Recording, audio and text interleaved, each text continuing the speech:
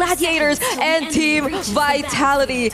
Man, in as early as game number 1, I'm loving the surprises coming in for the drafts. The surprises, Brigitte, so far, you know, that Edith coming for a debut pick, of course, is going to be a big thing because it's been a while since we've seen it, and I got a glimpse of it too before we got this split screen. It was the Warcry emblem, of course.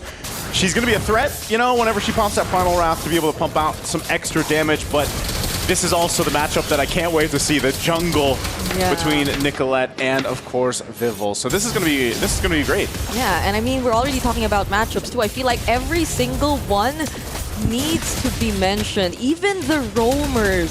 This is the second time I feel we'll be seeing a Grok here in MWI. The first has been a little unsuccessful, if you recall. It was Navi PH, and that was their final game. But now, up against the Troll, I feel like this is such a great advantage because you have that ability to just not care about all the crowd control. You know, you can just keep yourself immune and keep up in terms of the wave clear, which is why here in mid, it seems like they're action already.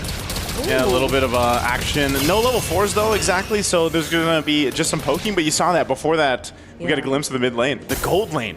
The battle between, of course, Panda and Shell. She forced Panda back, so she had to go back to base. Here's a glimpse, though, real quick of the emblems. Yep, I'm looking at the Edith here. It's been a while since we saw it, especially against the CC, but hold on. Nicolette's so close. She has the level 4 available. She's going to go do the damage to Vivian. Gets the first blood. Looking for Vival as well. One hit! And Ashley will pick up the kill. That's 2 for GG. It felt like Nicolette just knew they would get the kill anyway. Oh, Panda. Okay. Oh, that was so close. That could have been a 3-0 start for Gaimin Gladiators. If they got that kill all across the map, it would have been Gaimin winning so far. And they also get control of the turtle pit. It seems like this might just be a no-contest turtle. Even Fumi Echo's quite low, but I take it back. Vival gets the turtle anyway. They might still break out in a fight. The Primal Wrath is already going to be popped. Arya jumping on in, but she's 1v3. She might get caught out as she falls. So you need to pick up a kill. Spear Destruction is going to be thrown down, but won't connect. So for Team Vitality, they get the objective and a kill. Okay, so the thing is, they didn't need to fight. They didn't have to fight. Gaimin Gladiators at the moment. Even though Fumi Echo was low on HP, it didn't really matter. Gaimin Gladiators, they did not pay that much attention. They didn't really decide to go for the kill onto Fumi Echo. They probably didn't feel that threatened at all, but Vival was just nearby, so that quick switch to securing that turtle sort of equalizes the lead that could have been already significantly in Gaimin Gladiators' hands right now. But it seems like the rotations are about to take place. I like how they're both keeping up with each other. Yeah. It seems like there's no team being too reactive so far. It sort of relies on, like, this is the classic where like both roamers are gonna have that option to go ahead and start things up, whether that's the wild charge or whether that's gonna be the kick from Vivian. And as we heard the panel mention, like Eterna mentioned, this is a signature pick for Vivian here on the show. You had to put extra emphasis. Signature. I mean, I don't think we've seen much of this show in this entire tournament as well. But given the amount of, I'd say, babysitting, not even, they're just really keeping an eye out on Panda to ensure that there won't be any successful attempts from Team Vitality, because Vivian, they're the ones who can just really do all these flicker way of the dragons onto their targets, onto those gold laners here for Gaimin Gladiators. But so far, they've been keeping this very quiet so far. I was preparing myself for non-stop team fights, but that's not happening just yet. I feel like that's been the story so far for MWI 2025, is like just these brawls breaking out, you know, left and right. But so far, this has been a little bit of a slower start. But they still have a ton of games to play, right? This is going to be the best of 7, so you have plenty of time to kind of adjust to the playstyle. And you know, we saw that breakdown earlier on from Gaimin Gladiators, where they mentioned, you know, their first matchup in the first days of MWI, they weren't really happy with their performances. They weren't really feeling confident about it, their communication, but they figured it out after winning a couple games, like Ashley mentioned. So it's definitely looking different, I would say, for GG. They are going to get control, though. For this turtle, Vivian might have to look for the angle herself here. But she's zoned out. My Panda. My Panda alone. Panda's the one doing it. Oh, Fumiko, that doesn't connect. Oh. Wait up. Oh. Nicolette goes back after the shadow kill, but he's going to force the fight anyway. Vivian quite low. She has to get out. That's going to be a flicker burned. Again, the SOD won't land. The turtle is secured, though. And Cindy now joining the fight. Going to force them back, trying to reinforce the team. Arya looking to jump in under the turret, too. She gets tossed in the air with the onward. And she will fall, but it's still going to be a trade. And Ashley quite low herself. And Cindy gets a double. Looking for the triple. Forces the flicker out, but she'll get it over the wall anyway. Cindy comes in clutch for Team Vitality. That looked sideways for Team Vitality, but right as they were able to reposition, somehow place themselves under the turret and gain a little bit more of protection. They're able to turn things around, not just equalize, but actually gain the advantage up against Gaimin Gladiators. And we're seeing the instant replay. There's something happening live as well. But Cindy did so much in this entire fight. She made sure that the damage dealers who were sort of left alone got taken out, and they got the better trade in that fight. Wow, and yeah, on the live screen, Nicolette died. I think it was Vivian that picked that kill up. So Panda will go down. She gets a turret. They're trading across the map right now. Team Vitality, though, with a decent lead. Small, but starting to build up. This is going to be some damage on that tier 2 turret, though, now. I mean, that's 401 for City on this Kimmy, who we've been mentioning. They've been having such a slow start to this game, but this is going to be a problem for Gaimin Gladiators if ever it does stay this way, if ever Cindy doesn't get picked off by Nicolette. Yeah. And that's another thing. I feel like Team Vitality, and as much as Gaimin Gladiators have been doing a great job at protecting their key heroes, Team Vitality can do the same. The Edith in itself is a great way to just stop these attempts from Gaimin Gladiators. Just one well-timed onward Earth Shatter combo, that could mean the end, or possibly an easy pickup for Nicolette even. We saw that earlier when Arya tried to make that play under the turret. They're going to have to respect that Edith. But meanwhile, 1v1, Nicolette going for a shell. Might be able to get a solo kill for her, but flicker burn. Meanwhile, in the mid lane, they're going to force Panda back. She's in trouble. Spear destruction will land, but she's not going to follow through. She finally does to join the team. Ashley, though, will go in with Wild Charge on Shell. Shell's in trouble. They're going to be trading the gold laners 1-for-1 so far. Make it more. Mope. Fumiko jumps on in with a flicker. She goes in, pops the Primal Wrath, though. The sun is there on Arya. They're going to have to disengage. So much expended here. Meanwhile, Vival still up, trying to take the purple buff. And that she will. All in time for the Lord to be up.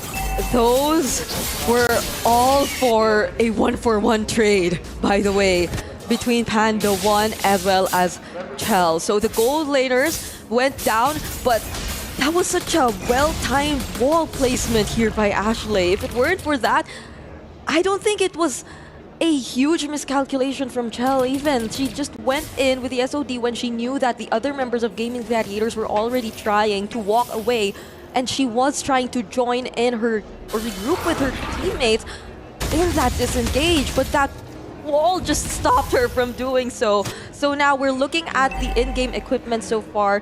The lead isn't that different. I'd say the most... It's very close. It's in the hands of Cindy. Like, that's the most we're seeing in terms of difference. And that's a 5-0-1 with the Sky Piercer. Still very close. This fight for this Lord is going to be not anyone's sure win, but they're going to initiate the fight anyway. Nicolette on the backside. She will find Cindy! So she shuts down Cindy. Still GG all alive. Vivian has to flicker out. Under the turret she goes. Vival to follow, and GG. This is a clear sign to start up the Lord. Can Team Vitality do anything to stop them? I don't think so, but the push down bot from Shell. She'll go for the base turret. Vivian trying to be a distraction. Shell, somebody has to deal with Shell, the minion. She's with them. Meanwhile, the base is going to be worked on. She's working on the base, and Arya's there. They have to clear out the minion, but she'll take it in her own hands, and they take game 1 for Team Vitality. No one would have expected that game to end in that moment. I was so certain that things would still happen after the Lord fight. They would have been able to somehow defend, but There was a different call for Gaimin. I feel like they had their attention split all over the place. You had to worry about the potential Lord Steal from Vivian, which happened, and the split push. There's so much that took place. We need to hear what our panelists have to say. And the experience of Team Vitality shines through just when we thought Gaimin Gladiators have found the turnaround to maintain momentum for potentially the next 3 to 5 minutes of the game.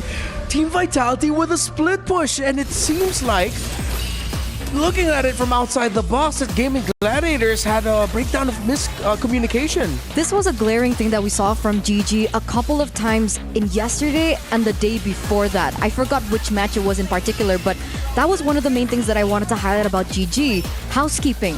When they go for these neutral objective takes, they need to make sure that the lanes are cleared and that they're pushing in favor of them, because mistakes like this do happen.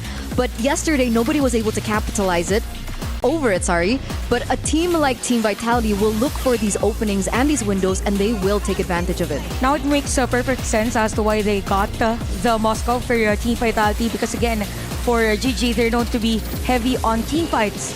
So just by looking at it, they knew that Shell could potentially actually end the game, and just the players of Team Vitality, they stayed on that area and even forced longer team fights.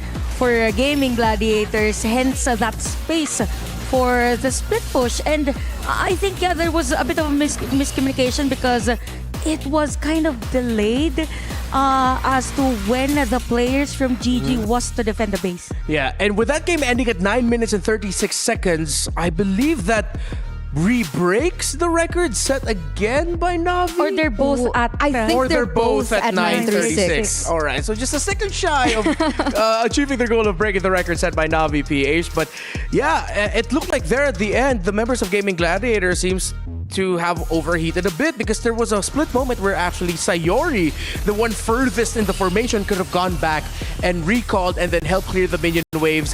It seems like they also relied on the burst of the holy shields. That's it. But it just wasn't enough to take down the minions that Shell had. They underestimated, I think, the damage output that the Moskov can have in terms of siege, in terms of the wave clear, in terms of, shutting down the turrets as well. So all in all, I do feel, as a general thing to look at, GG did really well. Right? They understood their winning conditions. They were able to get a lead onto Panda. I think Nicolette was really groundbreaking, because she was able to shut down Cine after she was able to get that triple kill that was traded in for the turtle take that Nicolette also got the retribution for.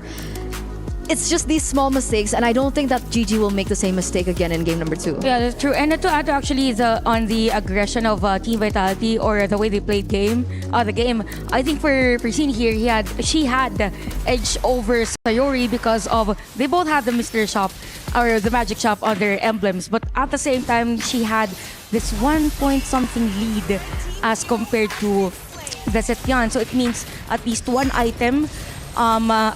She has one more item against Sayori here, hence more damage against Gaimin Gladiators. And I gotta say, it shows in this damage dealt as compared to the other players of Gaimin, and somehow for Team Vitality, because of that continuous pressure from the mid laners and even crowd controls from Vivian and the rest, there was a lot of space for Shell to actually just be on the lane, just stay on the lane, break those turrets, and it all goes back to them prioritizing the macro aspect of the game. Yeah. And there was something that when we were watching the games of Team Vitality together last night, that it seems like Vitality will always find a way to play the game and have a lineup that's strong as a 4-man team fight, while at least one member is just handling the rest of the map. And with having an Edith, even the Kimmy in the mid lane, which is sort of like having a gold laner with you at all times, they were just free to push with that Moskov. That helped balance things out, because if we're looking at the side lane control, it didn't feel like Shell was winning. I mean, technically she was on a Moskov. There were moments where it was like a 50-50 trade, but all in all, it felt like Panda on the Granger, with the initial damage that the Granger can offer in his kit, won the lane, quote unquote. And even in the EXP lane, we saw that Fumi was a little bit struggling on the Edith against the CC. So they were counting on the fact that they had the mid lane control, and that's how they stayed put. Because the side lane control definitely wasn't in their favor. So let's see if Gaimin Gladiators will be able to correct a little bit of their macro decision-making calls. I think, solidify though, they are damn good at fighting. Yes. They know what they're doing in terms of the team fights, the push and pull. They fell down to Cine, but then they were able to find a way to come back. Here's another bit of shocking news for you from the STC Arena.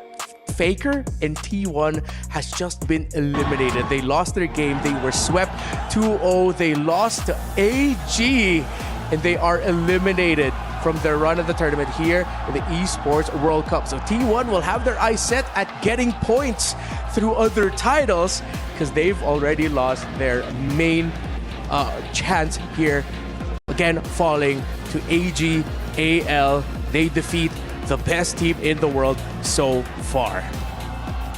Yeah, that's interesting. I mean, a lot can happen at the Esports World Cup. This is a celebration of dominating players all over the world. Yeah. And I'm just looking forward on what's next. Obviously, yeah, for sure. Because we got a little bit of an upset here as well, right? Our defending champions were eliminated. Yeah. Now VPH very early here in the knockouts was also taken out. So I think that's the entire theme of EWC. It's not just who usually is able to win it, but the new stories that are built. And I think that was the whole premise of having EWC to begin with. Yeah, because of, again, their elimination, they're going to be crowning new champions over there at the STC Arena, and then we'll be crowning new champions here as well today at SNB. So let's take a look closer at the head-to-head from that previous matchup, considering with all of the things that we got to see. Again, we have to go back to the mid lane here. The difference between the Zetian and the Kimi. The fact that one is more utility and one is more carry in the hands of the captain of Team Vitality. Yeah, that's true. And we could see that for Gaimin Gladiators, definitely average kill participation for Sarah is going to be 100% because she is the center of the team fight. Now for Cine side, I kind of feel like that it was very effective for them since it's more on the DPS. You have a tank on Gaimin Gladiators side that can, yes, sustain all the damage, but at the same time, the continuous damage isn't really that sustainable for a Grok. If ever, it is on a longer moment in a skirmish. So it all boils down also on how they play, because if we look at the overall statistics, not just for this match, most of the time Sayori isn't really fast in terms of having those golds.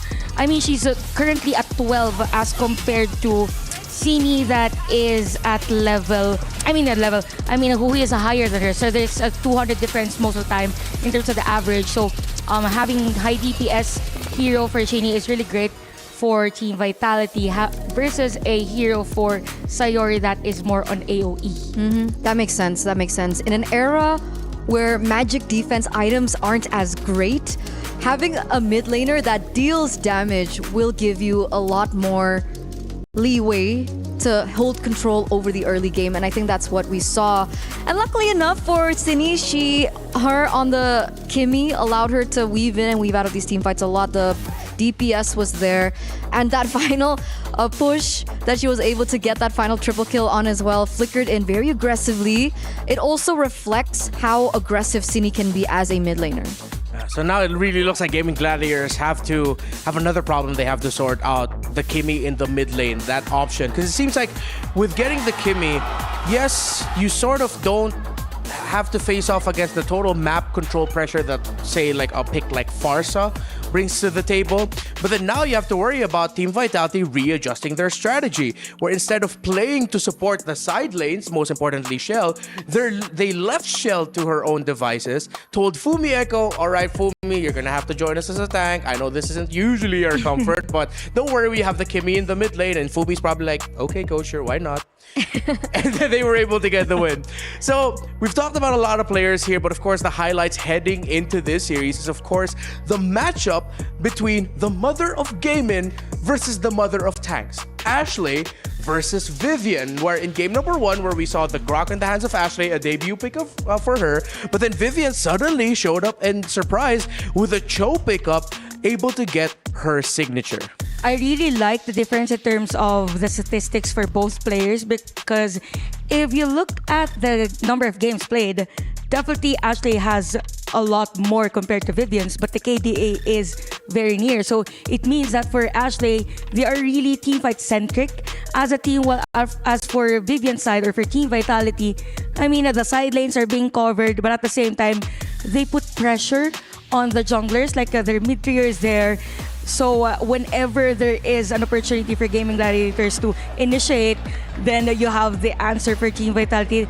Okay, let's not go for a team fight. Let's focus on the side lanes, and it just kept happening on that game number 1. That, and also the fact that I feel like GG rely more heavily onto Ashley to make these really big plays. That's why in the percent KP we saw that Ashley was around like 70%, 77%, and it was a lot higher compared to Vivian, the mother of tanks, who was at 66%, because her role isn't just necessarily to look for opportunities, but she is also the information giver, and she does a lot to zone out the enemy away. And that role of setting things up can also be given over to Fumi Echo depending on how the drafts begin. Speaking of, the draft for the second game has begun. Gatakaja still getting prio banned here by Team Vitality. Now, considering that they're on the blue side, they also ban out the 1-1. Interesting. Have we seen Panda play 1-1 this MWI? No. No, not yet, right? It's usually mostly Granger, Irithel, if I'm not mistaken. Panda, Irithel, Granger, Bruno, Carry. Irithel, Bruno, 0% win rate. Granger, 75% win rate. Yeah. Oh. Carry, 100% win rate. All right, so the Vitality, it seems like a preemptive ban. Maybe they know something that we don't, or just trying to play it for safety. Or they're trying to tell Gaimin Gladiators we're going to be playing a slower front-to-back kind of play style that might see maybe I don't know, a tank fighter in the jungle? Yeah, probably because Baxter was opened game number 1. So yeah, that's a safer route, I think, just to be sure, because we are expecting probably longer team fights for both teams. So Yopon1 has been banned. Uranus is the answer for Gaimin Gladiators. I'm just not sure if they are to ban like the Setian on this game, but so far for Gaimin, I think they should be wary of the Kimmy. I think it's about time to ban out the Kimmy, because even from yesterday's performance for Team Vitality on the Kimmy, they are a different type of breed. So just imagine, it was Gaimin Gladiators winning the team fight at top lane, and then you have the Kimmy just dealing damage. So Batang has been banned here for Team Vitality, and I think they have been banning this hero consistently, even though they are the ones who are actually using this just to limit the potential of having heroes more for Ashley. Okay, so in first game, we saw the Arlet banned out. You were talking about the Kimi earlier on. I think one of the main concerns for Vitality here for game number 2 is honestly the Hayabusa, because that could have gone really bad for Vitality had not Shell been able to do that split push onto the far side of the map. So they consider that push also to be a threat. So GG instantly eliminate the Moskov. And now Vitality are torn in a position where, hey, Nicolette does crazy things when she gets her assassins. The problem is, it's not limited to only one hero. We're considering the Lancelot here. We're considering the Hayabusa here. Do they really want to let go of these heroes and give it over to GG? Let's see what the answer of Vitality will be to that question. With the Moskov banned out for Gaimin Gladiators, with the Badang banned out as well. I know it's not really like the best pick anymore. You no longer have to rush or really respect it. I wonder if there's room for Fanny at some point. Like maybe it might end up in the hands of Vival even, because considering what we're seeing in the bans, it might show up, not get rushed. Maybe if ever. Surprise pick? Yeah, Probably surprise pick. last pick, because a lot of games, or actually all games, it was opened. And if they get the Akai early, then they can go Fanny on the last pick, just for this idea that it's still a flex for the Akai, right? You can go EXP lane, and you have a good support instead of thinking whether or not the Fanny will have a best game. And this time around, the Moscow's banned out. So that's also another quote-unquote counter taken away. It opens up the opportunity. But backstage, a lot of discussions around this Fanny, why it isn't as popular. And a lot of times we don't see it banned out is because I think we mentioned it a couple days prior to Yes. this, right? The Fanny isn't as strong anymore. The amount of energy usage that is required to utilize the steel cables got a lot bigger. So even with the purple buff in the hands of Fanny, she's not as a threat because she can't roam around as quick as well. Yeah, and we're seeing a lot more heroes and lineups that are built for invading jungles. It seems like the risk that would used to go alongside the reward that goes with Fanny has just been elevated. Like, it's way riskier now, while the reward that you get is honestly pretty mid. Yeah, that's true. And now that we are the ones to actually neglect the idea or negate the idea of having a Fanny. I was thinking if for Team Vitality, if they want to get the CC, because so far CZ is great for Gaimin Gladiators, and then they take the Katot after the next two picks of GG. Because normally, right, for Gaimin Gladiators, they get CC and they also have the Katot on their side. So if they're not to take the CC, then they give out the hero that has given Gaimin Gladiators a lot of wins. Man, look at Arya. She's locked in.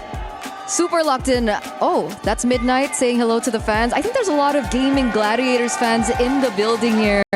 And you can hear them in the crowd. Amazing support shown through. And a little bit of a fun fact here for Arya, because technically it was Vitality that knocked her out of MWI in 2022 when she was under Kara. Interesting. So, hence to show that she's really excited for this game. And speaking of Ara, I really like that she's very confident during that interview with Rose. Doesn't seem like she's playing grand finals with the way she answered. Thank you so much to the crowd over there at the arena and everyone watching at home for your patience. We will be seeing the draft once again in just a minute. We just had to sort some things out here, of course, making sure that our women and our athletes have the best Your team is play Possible. Yes. for them. Thank you so much. So we've returned to the draft. Vitality does not ban the CC, but they do ban the pick up the Arlot, and that means they'll end up with one of the best picks again for Vivian in her hands. Now, this keeps the question if for Gaimin Gladiators, are they gonna change the usual heroes that they get? Because normally on this situation, it's either they get the Lancelot as early as possible, or even the CC and even Gatot. It could be Lancelot and Gatot, or Lancelot CC. Gatot's ban. Oh, yeah. Sorry, I didn't see that, but it's gonna be Lancelot and CC. The usual pattern for Gaimin Gladiators. Okay, so they get their comforts. Yeah. I think this is gonna be the continued trend. It seems like Gaimin Gladiators, especially with what we saw yesterday, they love those tempo breakers and team fights. They love playing around that, so CC will be a consistent pick for them. Well, for Vitality, honestly, I wouldn't mind it if they just end up going Kimmy again for Sydney. It makes sense. You want that mid control. It's also important to note that the Arlot is flexed, so it doesn't necessarily mean that will fall into the hands of Vivian until the Akai comes through, and then it's triple flex. So we don't know where the Akai is going to go. We don't know where the Arlot is going to go. And obviously this will be putting, Coach Rexman as well as Coach Midnight in a position where, hey, what do we actually go for here? But a specialty on the carry here for Panda. And this carry was not practiced, by the way. Panda came in 3 weeks of boot camp in Malaysia without practicing the carry. So technically, when we saw her play it yesterday, that was her first time, and she's still sitting at 100% win rate on it. She played great on this carry, but I think with the Akai and Arlot, this guy is forced to use the Purify spell, because if not, it's gonna be hard, because we know that for Team Vitality, they have this tendency to actually gank potential threats as early as possible, but Claude ban for Coach Rexvin and Midnight. So I think the drafting for both comes a little too deep.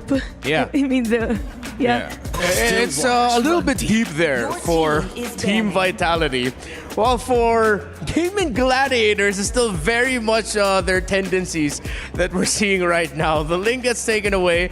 I think Gaimin are also just doing some housekeeping, making sure that, okay, if you are going to be picking up the Akai and possibly putting it in the jungle, that it's most likely we've expected it already, considering some of the best assassins are out of the board. You still have the Hayabusa sudden surprise flex available for Vitality. So yeah, it's so tough right now for Gaimin because that changes how you want to pick for your mid and your roam, because you don't know who you're going to be going up against in the roam pick and the opposing jungle. My head hurts just thinking about it. But the general storyline from the bans that we're seeing from GG are eliminating heroes that have a lot to say about map control, right? Moskov eliminated, really good at far lane. Claude can also do the same. We've seen a lot of games where the Claude takes on the far lane during a Lord push and goes in for the exact same thing that Shell was able to do earlier on the Moskov. And Ling, technically the quote-unquote god of the far lane. So these heroes are eliminated. I think maybe they're still worried that housekeeping will be a problem coming to game number 2. And the Jushin ban from Vitality. You know what? Looking at the bans and picks for Team Vitality, I think it's still okay for them to go Granger and Hayabusa. With this hero composition, I mean, you have continuous great crowd control with Akai and even only dash on this Arlot, given the combo. But if they wanna speed things up, then Hayabusa and Granger would be a great option. But we could see Valentina, by the way, for Gaimin Gladiators, just for the sake of using those arcane shadows in the Terrify. And we saw Sayori, how she played the Valentina the other day. Yeah, and of course the age-old response to Akai. See Akai on the other side, you pick up a Valentina for a chance to get the heavy spin. Doesn't always work out as much as it used to though anymore. But let's see if Gaimin will be able to make some magic. Are they going to go for the assassin jungle for Vitality, or will they actually... Oh, okay, it's Hayabusa and Harith. I was about to say, because with the Valentina in the hands of Sayori, naturally you would think that the Valentina blind pick is kind of weird. But we saw what Sayori was able to do, and considering there's a heavy spin on the other side of the team, then they need to go for a gold laner that can bring Purify. Granger is great in lane against the carry, but the problem is, will she be able to survive long enough in these team fights before a potential pick hits? So Harith is the choice. Your Hayabusa that you mentioned here comes through, and now we're looking at the final pick. And this should be for Ashley. Do they go for Minotaur? Yeah, Or they can go Hylos also? Hylos, I feel like it's a little bit too... I stand here, I poke, I make you go faster, I slow you. That's... Oh, they go for the Hylos? Maybe I'm just a bigger fan of the Minotaur, but I wish that we saw the Minotaur. But hey, they go for the Hylos instead. Quick thoughts. Turn, how do you feel about this? Because you've had some opinions about Hylos before. Yeah, I understand, right? Technically, it's a point-and-click stun that can alleviate the pressure that the potential Hayabusa can have. But other than that, I do want to see a little bit more of the impact in the team fights. All right, let's hear some impactful casting from Naisu and Brigida. Thank you so much to our our panelists. There you go. Rather, there you go. It has been a very unexpected end to game number 1 in this series. Let's see how Gaimin Gladiators regroup and find a way to even this out against Team Vitality. Heading into game number 2. It's been a very confident draft again, I'd say, from both sides. Still deciding to go for the early PC pick on the side of Gaimin Gladiators, but again, for your Team Vitality, it's Vival this time holding the Hayabusa. Yeah, they did a little swapperoo there in the jungle. That's fine, but you know, my biggest thing is, can they make that adjustment? Because the way they lost game 1 for GG is a test to see if, you know, these ladies can go ahead and lock back in, focus on game 2. It's behind them now, and I'm sure they had that talk with their coaches and staff here once we had that chance. Now, going into this, I would say what they did in game 1, they had a lot of good moments. They had a lot of good decisions, but clearly one major one. And I think that's, like the panel mentioned, they banned specific heroes out because maybe they just don't want to deal with that side lane or off lane, off the map pressure that can happen with some of those heroes. And Team Vitality respond to it by saying that they too are gonna fully equip themselves with these team fight heroes, with this team fight comp. By the moment they picked up the Harith, it felt like it was an immediate response to whatever Gaimin was trying to say, that they're gonna fight them head on in terms of team fight. And I like how Gaimin, in response to, decided to pick heroes which seem could make things a little uncomfortable for the Harris. Like you have the high loss, it wasn't the Minotaur, and you also have Sayori, who I believe whichever ultimate she's gonna pick up is gonna be very crucial in this match. I always feel like that's the hard part of one of Valentina's picked up, and this has been seen kind of statistically in competitions around, is the Valentina struggles a little bit. Now, she was at the top of the throne before, so I think it was warranted that, you know, she had some of the changes, but still, it's like you mentioned, Brigitte, like, you got to be able to choose the right ultimates to take for the right situations, and yeah, the heavy spin would be great. You could also go and argue the final slash could be too, if she takes it from Fumieko. So those are the hard decisions that Sayori is going to have to make here throughout this game. Yep, whichever could disrupt, whichever could really split up Team Vitality, because I feel like for Gaimin, they don't necessarily have that hero who you could just assign to really look for the pickups onto the backside, but Fumieko jumping in. They're going to fight back. Heavy spin used to. Into the traction pulse, though. Ashley going to be in trouble. She doesn't have the level 4. Panda goes down, though. Meanwhile, still across the map, they're going for more. Vivian's quite low.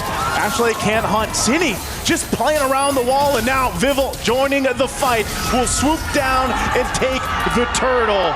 Team Vitality gets a whole lot that early on. For the second time in this series. Oh, she's gonna go for Arya. Arya! She's nowhere to run! Not even the tower is safe. I mean, I feel like she wanted to do something other than steal away the turtle. Because for the second time around, if you would look at that instant replay, things looked like they were going so well for Gaimin Gladiators. But that counter traction pulse coming in from Cine, which had or forced them to stick to each other, and which allowed Cine to have a easier way to actually target them down. And of course, I think the most important of all is them buying time for Vival to catch up. So, Panda. Wait, okay. Panda could be in trouble! Barely getting away, the rest of the team here. She's gonna have to get back, but you're seeing how much pressure is there. Traction pulse just to check that bush. So Panda will go back, but she's gonna be forced off that lane a little bit, so that's some extra gold going in the hands of Shell now. So GG, they've got to kind of find where they're going to go for a potential pickoff to try to find a trade. Maybe they can do that a little bit better now that they have, you know, Ashley's got the Glorious Pathway. They can fight a little bit because they've got a Revitalize there too, and you can see Sayori chooses to take that heavy spin, so they might be planning for a setup. This is exactly when they can do that, because they have a way to engage, to set up a fight, because Team Vitality, if you look at the lineups of both teams, Team Vitality is the one who clearly has a little more options when it comes to looking for those angles, because for a Gaimin Gladiators, you do have the high loss, you have the Glorious Pathway, you can catch up to Team Vitality. But so long as you're aware that the heavy spin is still intact, the Zaman Force is still intact, and that the other potential ultimates which can punish you are still there, such as the final slash too, I believe it's very important, you might hesitate in terms of starting a fight. Punishing could be the way to go for Gaimin Gladiators here, if ever they find a right angle. But Fumieko, will she replicate that attempt she did earlier? I think so. I think she wants to use that final slash or that flicker beforehand to go ahead and set things up. The turret goes down up top, so they're going to be willing to trade an objective. Meanwhile, a full force of GG is going to start this turtle up. They're going to go for a traction pulse again. Heavy spin. Vival's going to jump off. Pops off the Shadow Killer. Nicolette's gone.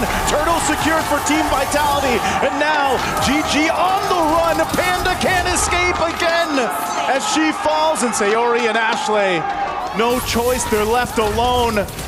GG is going to lose a lot more here. I feel like that was a happy mistake even, that the Ogi Shadow kill didn't necessarily land onto Panda. They had other ways to deal with Panda nonetheless, and that just allowed Vival to again secure that turtle, and every single member of Team Vitality did a spectacular job at allowing allowing their damage dealers to reach the other members of Gaimin Gladiators in that fight. You see how they could have decided to just target Gaimin instead, but since they knew that everyone else had to just run away, had to play defensively, then there was just no holding back from Team Vitality anymore. Taking a look at this instant replay, this is how it's all set up. You see Vival approaches on the backside. Yeah, she tried to Even go. here, she goes right for Panda to put pressure, a glorious pathway, and a traction pulse, all landing so well. Time-wise, a turtle secured, and then it's a split up. You know, you're forced to try to disengage on your own at that point for GG. Yep. And we also forgot to mention that traction pulse again for Team Vitality. Cine, she's been making things so hard for Gaimin Gladiators. At least if you look at their lineup, Yeah. they wouldn't want to be put in a single area together. You want Arya to actually be able to freely look for the target in the backline. You want Sayori to not be so close to Ashley, because Ashley is definitely going to be the one receiving majority of the damage from Team Vitality, the one holding things out a bit more for Gaimin Gladiators to be able to decide on whether or not they want to proceed with the fight. But that hasn't been the case so far. Gaimin Gladiators, this is, I'd say, the reactive style of Gaimin Gladiators we've been seeing so far. It isn't the way they've been playing majority of the past few games they had. And speaking of, they might just decide to go for it this time, but will I guess they want to have fight. enough? They go in with the glorious pathway, but then they disengage, and now Nicolette jumping in. She's gonna go in. Fumi Efko will catch her with the final slash, and Nicolette is gone. Meanwhile, Arya as well. Next up is Vivian finds a lockdown with a heavy spin. Panda trying to run away, but Cine goes forward, flickers in, and will take turret shots. So a trade there. Team Vitality wanted that kill. Won't get it, but they still win the fight. I mean, that wasn't a shutdown this time for City, but still, even that mistake felt like it was an okay thing for Team Vitality. Because even then, they're able to transition into getting this Lord. They already used the Diamond Force and the Shadow Kill. There's the glorious pathway. Will Gaimin catch up? Oh, they won't. Vival able to secure the Lord. I think GG should just disengage, recollect, and get back to ready to defend here. You know, we saw that like earlier. I was expecting, you know, they drop down that glorious pathway, they go for an initiation, and then they back off. So I don't know if that was some hesitation or if they were just trying to go for a play, but you got to remember they're quite behind. You know, 7,000 gold difference in total is a lot of ground to cover, and not to mention even the jungle. Nicolette is behind 3 levels to Vival. This is such a statement so far from Team Vitality. Looking at the items right now, this is clearly going to be a struggle too, especially for Ashley. Majority of the damage coming from Team Vitality are magic damage. Oh my goodness. Fortunately, there was a minion wave. Yeah, the rest of the team had helped Nicolette. Again, this is how much work she's got to do just to contest for her buff even. Yeah. And going back to what we were saying, there isn't any magic defense items yet for Ashley. And the Grange, or the Harith and the Kimmy feel like they're already online. Yeah. They're somehow online. And Ashley's responsible for tanking most of the damage. So how does that fall now? Ashley, oh no! Oh, this is trouble. They drop down the Zaman forcing the fight. Turret's gonna go down. Fumieko will flicker defensively. Nicolette joining the fight. They're gonna force them back into it. They'll find Vivian, but on the backside, Vival goes into the turrets, into the fountain, and she'll go back. But on the hunt, Nicolette wants this one, but it'll be Panda that picks up a double kill. Gaimin Gladiator is able to find something on the overzealous Team Vitality for that base. It was a good angle. It was a good attempt, especially from Vivo, but I feel like they weren't able to really consider the waves and the amount of support that were alongside them. But hold on, Chell. Chell, Zaman Force, she's gonna hit Nicolette a couple times, but she's in trouble. Panda picks up another. Gaimin Gladiator slowly but surely getting gold in the right hands here of Panda. She needs this on that carry. Okay, I feel like there's been a switch for Gaimin Gladiators, and it all started when they went for that glorious pathway earlier. That wasn't as successful as it could have been, but from that point onwards, they've been playing it a bit more aggressively. Looking at that instant replay again, it was a beautiful attempt. The angle from which Vival came from could have really been a potential cleanup if only the other members, if only Chell and Cine were able to damage Gaimin Gladiators a little bit more, but it seemed like since they weren't able to, it was more of a miscalculation on Team Vitality's end, and that wasn't the first time this happened. So it's gonna be tricky for Team Vitality if this happens again in the latter portions of the game, because Panda 1 unknowingly is starting to catch up in terms of damage. Okay, this is where we see the test here too of managing the map. This major objective, the Lord, is up. It's going to be started by Team Vitality. Fumieko takes a couple of shots. Could still going to be used. They final slash in. They're going to fight it anyway. Panda unleashing on the backside. Not able to find Vivian, but they will get the flicker down and Shell, the first to fall. Fumieko next. 2 down for Team Vitality. They want more. Nicolette jumps in. Vitval on the hunt, but she'll have to be forced back. So Gaimin Gladiators just got control of this objective. If they can go ahead and secure it, Panda and Nicolette will start it up. But Vival, she has the retribution. She's just around the corner. Is she gonna go for a steal? Arya jumps in, trying to cover them, but Nicolette will get the Lord, and Gaimin Gladiators once again will turn the tide in their favor. Okay, now I think this is where I'd say it was a great decision that Ashley prioritized physical defense. Yeah. Because at that moment, Team Vitality, Vival, for some reason, it seemed like they split up the damage and they tried to take out the frontliners first for Gaimin Gladiators, which might have cost them this Lord we're seeing march down bottom lane. Because if you do pour in all of your resources towards the tankiest heroes and you're unsuccessful in doing that, then that just allows for Gaimin to find a way to answer back. Oh, Panda! Oh, Panda's gonna be in trouble. She goes down, gets picked off. That is not where you want to be, but the Lord is still up. Gaimin Gladiators will go ahead and still try to play into what they can get, but after that, I don't think you can get much more off this. It's gonna be cleared out. Nicolette spotting things out. I'm not sure if the team wants to actually pursue any further, so they'll disengage. Again, earlier on, they had a 7,000 gold deficit. Gaimin Gladiators have brought themselves back into this game. That Lord won't get them much. Vivian? Wait, are they not allowing them to recall and defend the base? They somehow try to distract Gaimin. There's the glorious pathway though. Glorious pathway to jump down on defense. Vival forced back too. You can already see the firepower is online for Gaimin Gladiators. It looks like they still want to go roll down mid. Nicolette joining the fight too. She jumps into the backside, looking for the target. They get final slash though. Vival trying to heal back up, join the fight. Fumieko will go down, but Cine still unleashing, untouched in the mid lane as she picks up Ashley. And Ashley falls, and Arya gonna be next, and Cine is untouched, unbothered, triple kill. Huge win for Team Vitality. Cine, the moment they weren't able to take out Cine, they thought they could go for the fight. There wasn't any heavy spin anymore. But they have to take note of the Sayori! Sayori trying to get the minions to focus on her. Flickers forward, but that's gonna be it. Team Vitality, it might have looked close, but Team Vitality will take game 2. I'm pretty sure that could have been different. They knew that they could potentially start a fight. There were resources that were actually down for Team Vitality. One of the most crucial ones being the heavy spin. But that took them long enough to find the right timings, to find the right positions. And eventually, the Zaman Force cooldown made it.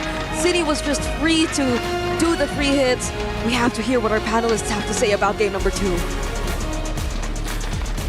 Yet again, Team Vitality is able to trump what could have been a Gaimin Gladiators comeback and take a 2-0 lead in this best-of-7 grand finals. A little bit more dominating. I thought that this time around Gaimin would not be able to find a turnaround, but they were able to punish some mistakes.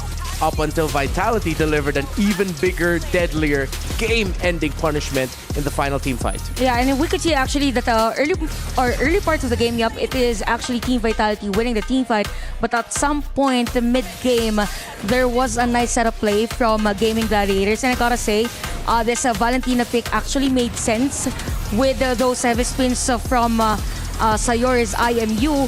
But at the same time, I really have to commend Team Vitality's usage also, specifically for Vival on those shadow kills, because there were moments wherein, yes, Ashley was there to do some stunts, but at the same time, since she knows that idea then she waits for the perfect timing and then comes in.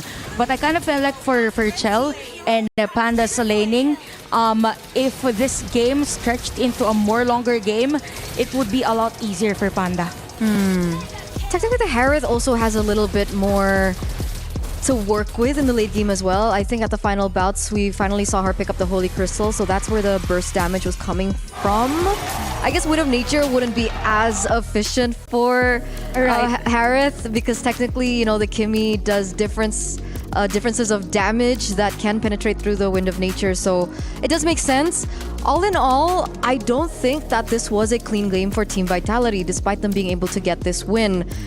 A lot of moments where we saw overextensions. I think Vival made a few weird moments. Shell also on the Harith was overextending in a lot of these engages, which is very peculiar. I don't know if it's overhype or overconfidence that we're seeing, but Cine was the main anchor and the main pillar for Game 1 and Game number 2. Definitely for Gaimin Gladiators, if they are to give up the Kimmy for Cine, they really have to be prepared. Like as much as possible, they need to stop her early game or as soon as possible because I think there was a team fight wherein it was actually Gaimin Gladiators winning in terms of numbers, in terms of position, but because you have Saini on the Kimmy, then it goes to show that for Team Vitality, they're just really confident whenever they have a hero at the middle lane that deals constant damage every team fight. So it revolves around having a hero like Kimmy. You just need the support and you need the backliner, but you have all in all for Gaimin Gladiators. What's really nice is they were able to stretch the game even though Arya didn't have a great time on the laning phase. Yeah, essentially for 2 games now, Team Vitality has worked with a double carry setup. One carry in the gold lane, another carry in the mid lane. It alleviates the pressure from Shell that if ever the Harith falls too early, and in a lot of the fights eventually in the latter portions of the game, it became like instead of sure kill, it was a sure trade. It was Harith for something from Gaimin Gladiators. But Cine was the problem because, again, a double carry setup means you can afford to lose one of your carries and expect the other to cover for it. While for Gaimin Gladiators, I agree with you there where as this stretches out, it'll be even harder for Team Vitality to fight against the carry of Panda. But almost all of the pressure of the damage dealing is on the shoulders of that carry. Yeah. So it wasn't one-dimensional is what we're seeing here from Team Vitality. So coming into game number 3, if they opt to go swap sides, maybe GG would consider picking up the Kimmy in the first phase of the drafts or even consider banning it out if they get second pick. Because again, this Kimmy, you mentioned it from game number 1, it's a huge problem. Don't give it to Cine. Yeah, I think we're gonna have to ride on that idea for the rest of the series. Don't give the Kimmy to Cine anymore. Let's look at the head-to-head for this game number 2, but a little bit more focus on the matchup between Vival and Nicolette. A little bit tougher this time for the Lancelot with everything in consideration. Vival, she did have her moments of kind of questionable, but ultimately, I think she was able to really do the expected job of a Hayabusa in this game. Yeah, that's true. And it shows in the statistics, jungle creeps, even on the distribution of gold. And it felt like majority of the gold, or if not, it didn't felt like for Gaimin Gladiators, specifically for Nicolette, the only time that she was able to lessen the gap was from team fights.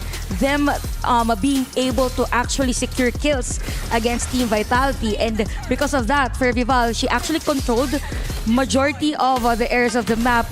And because also of the setup heroes from Fumi Echo and even Vivian, there was a lot of space for her to wait the perfect time for her to be inside or be part of the team fight. She was, I think, in some stage of the mid-game, 2 or 3 levels ahead of Nicolette. This is something that we haven't seen in quite some time. Nicolette, usually on her comfortable heroes like the Lancelot, like the Hayabusa, will either equal it out or even be ahead of the enemy jungle. So Nicolette is caught in a position where she's really behind. She can't contest for neutral objectives. Her jungle keeps getting invaded and she's uncomfortable for sure. And that's what Team Vitality does. They make you uncomfortable. Before the start of the day, when we were talking about these two teams, we were highlighting that Gaimin Gladiators have really, really good team fights. Team Vitality up until this point have exemplified that they're really good at making team fights messy. So when things don't go according to the plan and the tempo that usually Ashley sets for the team, this is the results that we're seeing. Yeah, and actually that's the beauty on how Team Vitality actually plays, because game number 1, the pressure was on Panda's lane. And then came game number 2, then they have the pressure on Nicolette. So it's a bit hard for Gaimin Gladiators to actually point out as to where the pressure will come from. So yeah, we don't normally see Nicolette at 0-2 early game on a Lancelot. Exactly. So this is unfamiliar territory for Gaimin Gladiators. Let's see what else Gaimin Gladiators will be able to do in their adjustments for the drafts and how they execute, so that they could make sure that they're not going to go into this 3-0, meaning 1 win away from Vitality taking the championship. And of course, we don't want to see sweeps here. Now, Eterna got to do this either yesterday or just a few days ago. I think it's my turn to do it. This is the Dr. Sulaiman Al Habib hot take for the day. And it's going to be coming from yours truly. I think, and hey, it's hot takes, not lukewarm takes, not cold takes, it's hot takes. The loss of Gaimin from game 1 is affecting them more than they let on. Because there were some moments in that game number 2 where we were wondering, wait, nothing's gonna happen? It looks like all of you were setting up for something. Wait, why the sudden hesitation? It seems like how they lost in game 1, getting split push like that, and them overcommitting into a fight is affecting them more than I think we realize.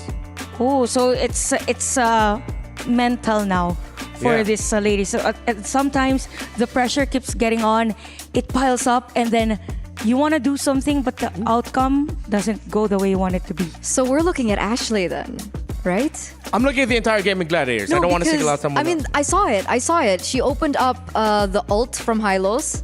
But they went back instead. There was hesitation there. I'm pretty sure there were a lot of other moments that's why you consider this hot take to be a thing. But Ashley's shot caller. Yeah, that's so. With how much confidence that she's shown on stage, claiming that she wants to be the mother of tanks, and now that she's down 2-0, it could be affecting her. Again, all up in the air, and it will only be answered by the action brought in game. But Sandstorm actually got a chance to talk to one of my favorite people in Sir Action Slacks. Let's listen in on that. What up, everybody? My name is Sandstorm. This is Slacks, and we are here at the Dota 2 arena, where I believe we have 2 grand finals for the Esports World Cup happening. But you know, I think our finals are more hype because we have GG, the first NA representative to ever make it to a grand finals in Mobile Legends history, and we have Team Vitality, who have won MWI twice, but they have never won it in Riyadh in Saudi Arabia. They got to the finals last time and they only got second. They were taken down in a sweep, which no one expected. So what's going to happen now? Are they going to be able to take it, or is there going to be another sweep? I don't know.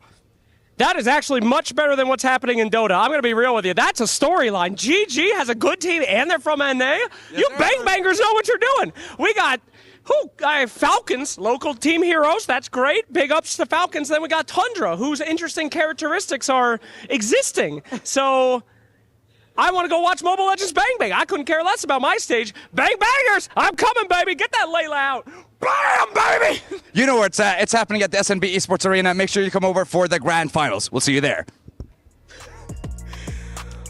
Okay, is that official now, Sir Action Slacks? Are we just bang bangers now? Are we called bang bangers? Are we gonna write in? I'm gonna write in all that for the entirety of EWC. We're bang bangers. I'm a proud bang banger. Bang bang. Because the game is a banger.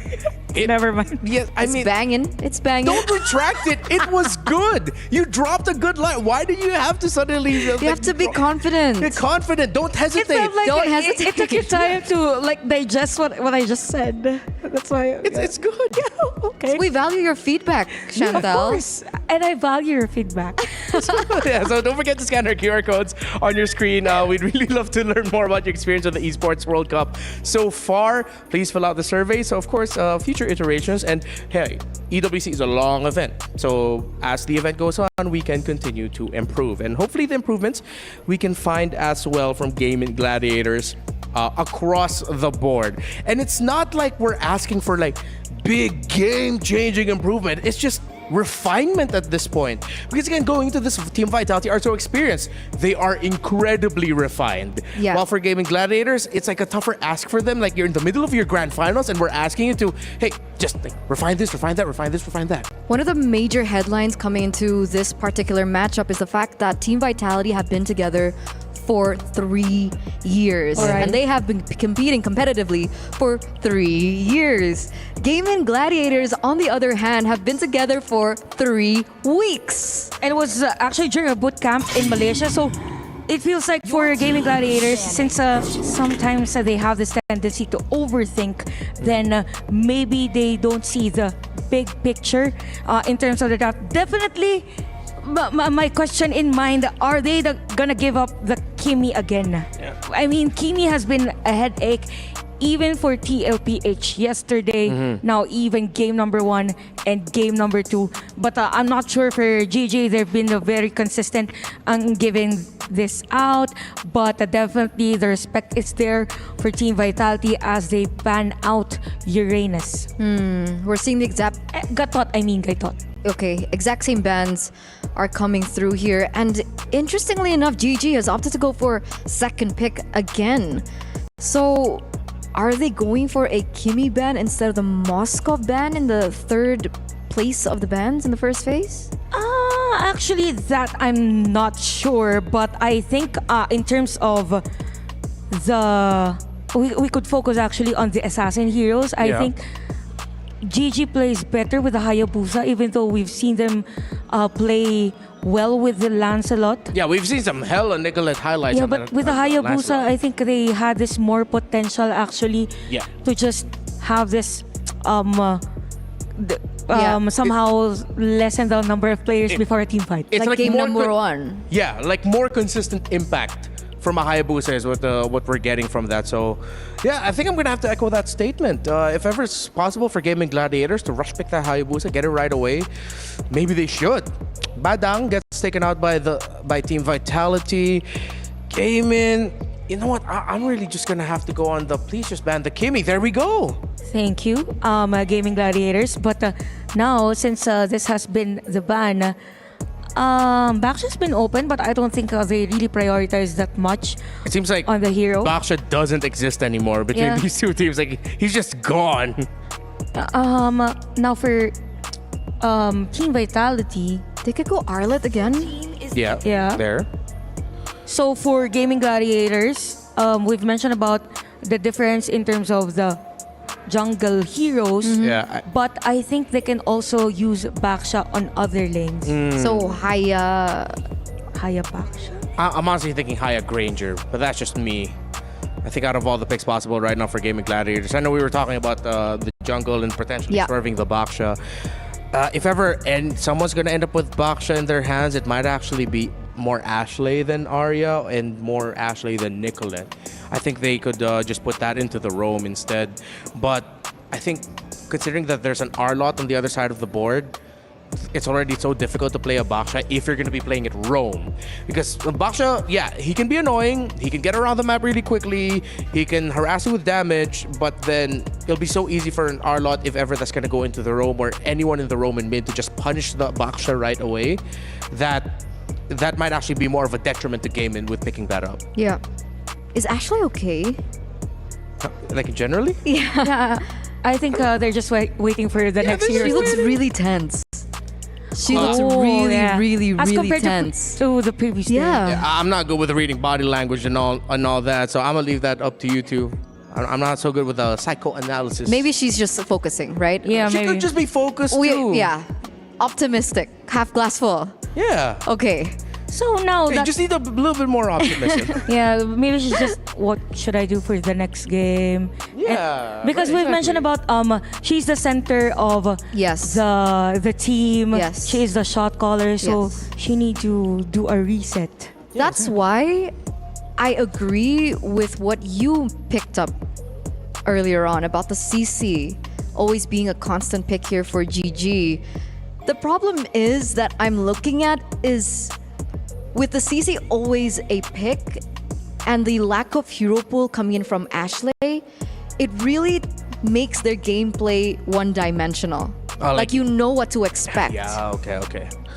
Well, for the side of Team Vitality, it seems like there's a lot more dimensions. Exactly. Vival could be the one to open things up. Vivian can be the one to open things up. We've seen Fumi Echo take that role as well. And to be fair, it has been just 20 heroes that they actually used before Grand Final. So for the side of Gaimin Gladiators, they don't really have that much information as to what heroes they will use coming to this match. I just realized though, for the head-to-head matchup, I mean, we're putting a lot of focus here onto Ashley and her hero pool, but her hero pool is massive compared to Vivian heading into this day. Vivian has just been so far Gatot Kacha, Badang, Arlot, Akai. Oh, wait, Arlot, bro? Badang, Arlot, Akai, and Cho. Okay, Badang, Arlot. Yeah, we added Cho, so And 4 the Cho. heroes in total. So 4. While Ashley actually has a rich selection of roam heroes that she could go for with the Minotaur, Kalea, Matilda, Hylos, Gatot, so on and so forth. So there's a lot of options there. What if it's not the roam that we should be looking at, but it's actually the EXP? Because there's been also a lot of differences in the EXP lane for the series. Because suddenly Fumi Echo has an Edith game with her right now. Yeah? But the big question is, has she done successfully on these unique heroes? Are we fighting right now? Should we It's okay. Should we argue? It's a heated discussion because it's a heated match. We need to talk about this. We need to figure out Why a are way you to raising your take Team voice? Vitality down. Just right beside you guys. Yeah, to be fair, I think the only team also from this tournament that has the highest potential to use CC is only Gaimin Gladiators. No. I mean, it's their top hero for EXP lane. Yeah. But we've seen Fumi Echo pick up the CC before, right? 3 times. 3 times, yeah. All right. I know it's not the hot take segment right now, but I'll just drop in my hot take. What if Gaimin just starts prioritizing the Kai? Actually, given that now that you've mentioned that, game number 2 was Arlot, and then next 2 picks they got the Akai in the first and phase. then we saw the Arlot just dashing all around them. Yeah. Arlot Akai is such a good combo right now. So if they take the Arlot, then they take Hayabusa, then would it be a better trade for Gaimin Gladiators? What do you mean? Because Vitality already has the Arlot with them. No. What I was saying, it is for a counter pick for GG, just for the sake of not having Arlot and Akai on Team Vitality. Also, you think that next pick GG picks up the Akai? There's a chance, maybe. Yeah. That's I what agree, I was. yeah. That's what I was thinking too. Like, just get Gaimin Gladiators to pick up the Akai in the first 2 picks, so that even the Arlot would cause a lot of problems. I mean, the Arlot was already picked, right? Yes. As Yeah, the first pick. yes. So it's already They were there. waiting for the 2 picks from GG. GG. So you can go Akai Hayabusa. Yeah. Akai Hayabusa. Yeah. You get a strong pick at the jungle right away. You get a very flexible panda that you can put in multiple positions. Yeah, and for Well, now just 2 Roman XP. so for Team Vitality, they can get Baksha. Or was Baksha banned? No. I am on the boat now that we are not going to see Baksha for the entirety of the series. Okay. I think it depends. Uh-huh. Because if they want to go for like a healer setup, maybe the Baxia can still be considered. But without that, I agree. I don't think we'll see Baxia again. Okay. Yeah, that's true. So with the Baksha Goodbye, wheel. Yeah. And I really like that we're trying to like complete the heroes Yeah. now, even though we don't see anything. Yeah. Of course, thank you all for your patience. We're just making sure everything's A-okay over there on the stage for our 2 teams. Again, if you are just joining us here today, this is the grand finals of MWI at EWC. Game number 3 already underway for the drafting portion. First 2 games were won by Team Vitality, but it wasn't all just completely a dominant performance. We've seen hints of possible resurgence and comeback multiple times from Gaimin Gladiators, and that might actually end up reflecting in the series score if ever Gaimin can translate that into a game win. And again, if ever they translate that into a game win, I feel like that's going to be massive momentum for them that they can use, considering that they can proudly proclaim that they are the only team so far in MWI 2025 to give Team Vitality a loss. Again, that's only if it happens. Yeah, I think that will affect definitely Team Vitality, because Shell confidently stated that from the start they were actually aiming to become champions with a 100% game win rate. And And now we get to see Akai and Hayabusa taken here by Gaimin Gladiators. Oh, as predicted by Renmar. Well, I mean, she did bring up the Hayabusa, so. Both PH never mind. Oh, okay, okay, I see. It's the PH connection. Let's go. It's okay. ID will win the championship, but let's continue. Oh, what if that ends up becoming an eternal curse? Nah, it's fine. I mean, just companies like, nah, yeah, we're gonna be okay. Okay. Okay, Lancelot, Arlot, then the Moskov. Huh. Farsa maybe? Yeah, steal the Farsa. Well, it will be really tough for a Farsa though. This is a tough Farsa game. Yeah. You have the Lancelot, even Arlot. Yeah. Right. But I'm also in that same boat of like, okay, if they're not Just gonna the pick first- it, just ban it. Yeah, You have or to at least ban it. if they open it, they get again the Valentina. Yeah. Oh wait, Juice open. Your team is banning. Although it's very mobile, so yeah, okay, carry. They can ban the Farsa, but that might force out the Juicin ban from Vitality when Gaimin would want to pick up the Juicin for themselves. Considering that they already have a true damage dealer and a high physical damage burst on the Hayabusa, I think Gaimin would lean towards either the Juicin or the Zetian as their mid because they don't need any more damage. They need a little bit more utility. Yeah, I'm leaning towards actually on Zetian for Gaimin Gladiators because they had more games with it. Just for the sake of comfortability. So the next ban for Gaimin Gladiators could be Farsa, Jushin, any mid heroes that could either burst, but it's gonna be Kalea for them. Oh, okay, interesting. Kalea ban. Yeah, I would consider the Farsa as one of the bans coming in from GG because they want to make sure that the carry does not get outranged. She is strong, but she has really low range, and burst heroes like the Farsa with the long range does become a problem for the carry in the later stage of the game, especially if they want to go for it in these particular team fights. Kalea gets taken out. They are trying to pin out Vivian, I think, here. Technically against the Hayabusa, we have seen the Cho become an option, the Kufra become an option as well. These are heroes that we have seen Vivian play before, but it's not as meta. So that's another consideration. Ruby is something that we do see going against the Hayabusa because I do think that the Hayabusa is going to be a problem. Game number 1 was clearly very difficult for Vitality to close, right? Without that split push coming in from the Moskov for Shell, I think they could have lost that first game. So we come into the second phase now for the bans for Team Vitality, and the Jushin does get banned, like you guys mentioned. Considering we have seen a lot of Lancelot games that don't go as according to plan because of the range and the pickups coming in from the Jushin. Yeah, I would agree. By the way, this is a very smart ban from Gaimin Gladiators, the Karita, because we all know that it could actually use that skill to stop the heavy spin midway. So the typical ban is going to be Minotaur, still limiting heroes for Ashley. So I think they're just forcing this Akai to be just a post 5 or tank here for GG, since again for GG here they want the heavy tank as much as possible, but I think it would be best for them to place this Akai on the EXP lane and have a hard tank against the Lancelot, and could probably hold Moskov in terms of team fight.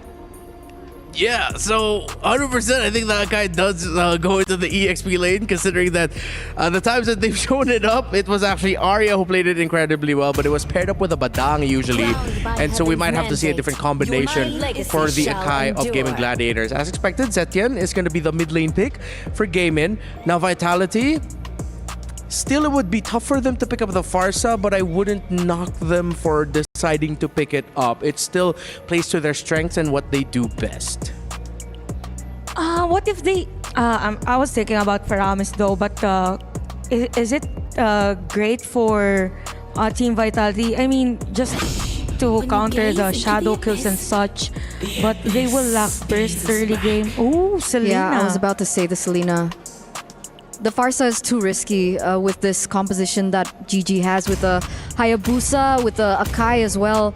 Selena is a hero that we have seen Cine pick up 3 times, so it's one of her main heroes, and like we were talking about earlier on, right? The choke comes through. They have a lot of ways to lock down, but it's very single target. So we might be looking at them trying to disengage from team fights and look for pickoffs instead. GG, on the other hand, they are the ones that want to go in for team fights, right? They have 2 layers of CC with a Tigreal implosion and now the heavy spin. I'm feeling good about this lineup by Gaimin Gladiators, although Team Vitality Selena is deadly. Let's see what will happen. Will it be a 3-0 lead for Vitality or the first score on the board for Gaimin Gladiators? Let's go, Brigida and Naisu. Thank you so much to our panelists. Indeed, the match point is on the line here for Team Vitality, going up against Gaimin Gladiators, who I believe I'd agree too. This feels like a much better draft, a much confident draft for them. And you definitely need to be confident in pulling this one off. It's a Tigreal and an Akai. Can I just say, I think Gaimin Gladiators has been so far the only team in MWI. I know it's 2-0 right now, but they have made Team Vitality uncomfortable in certain parts of the game, right? But the main thing is they need to get a win. That's what they have to do here, and maybe this lineup, this composition, can allow them to do that. Yep. It's so funny, too, how we just see very similar junglers being swapped in and out, you know?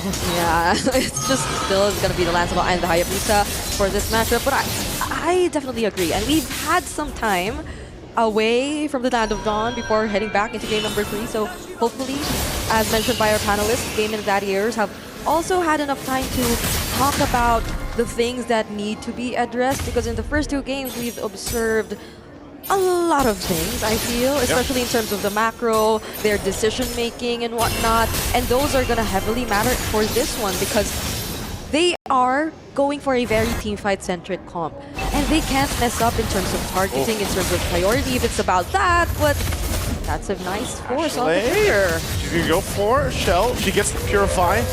So both gold laners burning the battle spells. A Flicker and a Purify down for both of them. And good little rotation for both. I think Panda still want to be careful here. You know, last game it took her a little bit of time to really build up on this carry.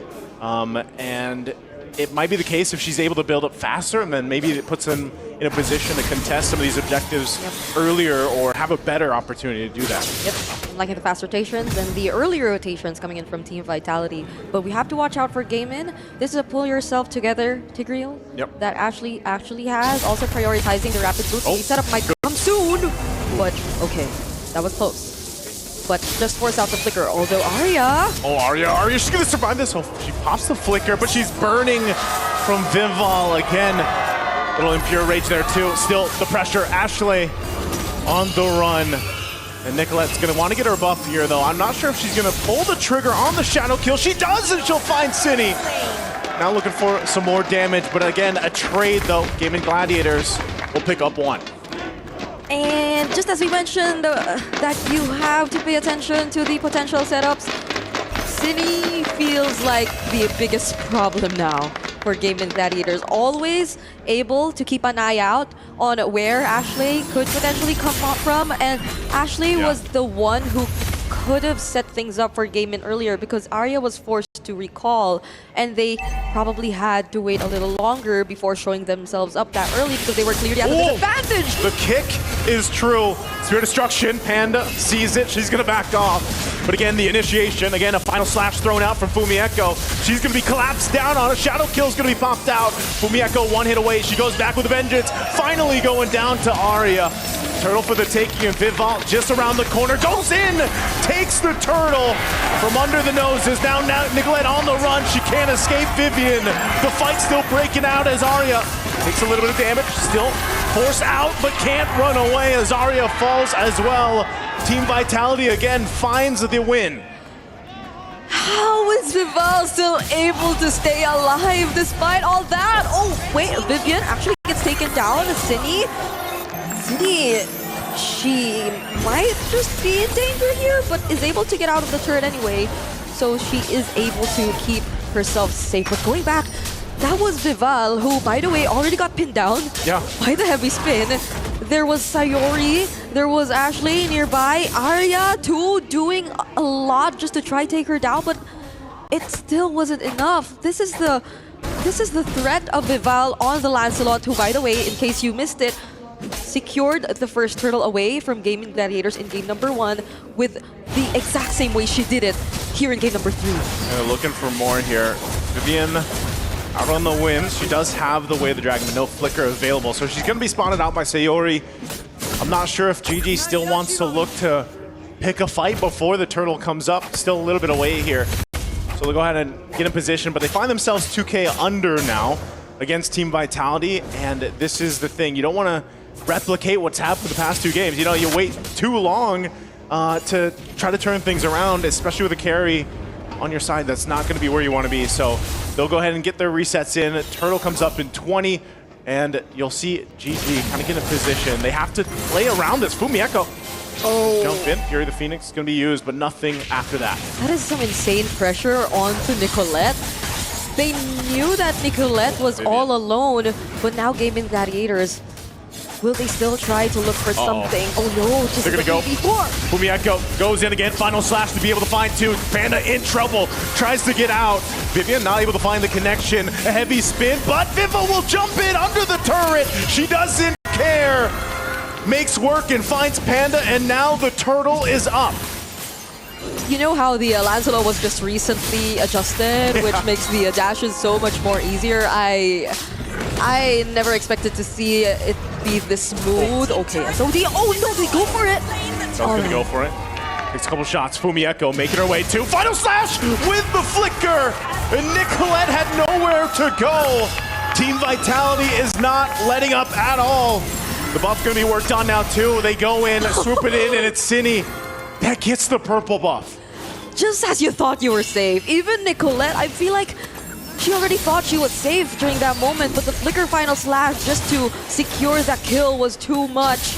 The abyssal arrows as well, they're limiting so much from what Gaimin Gladiators could do. They rely so much on positioning and looking for those setups, but they couldn't go in just yet, knowing that Team Vitality, there's a potential Way of the Dragon. There are these abyssal arrows just constantly going in, and there's another one landing on Ashley.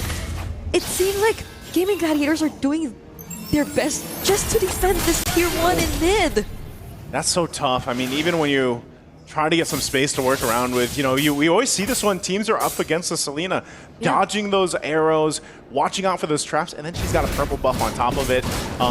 It's tiresome work, and that's what's going to be here for GG to deal with. And that's why we're trying to see them hold on to this turret so hard. But Vivian has been in the same spot too, and that's the threat with a Cho. Look, she's going to go in, finds the kick right there on the Way of the Dragon under the turret. Implosion going to be used into the Fury of Phoenix. Turret still work on. Vivian might get taken out as Arya picks up the kill. Cine on the run. Couple shots from Panda, but GG at least finding something. That was great positioning and holding of the brush from Vivian, I must say, the mother of tanks. But that might have been a little too overzealous. Hold on, Nicolette. Oh, okay.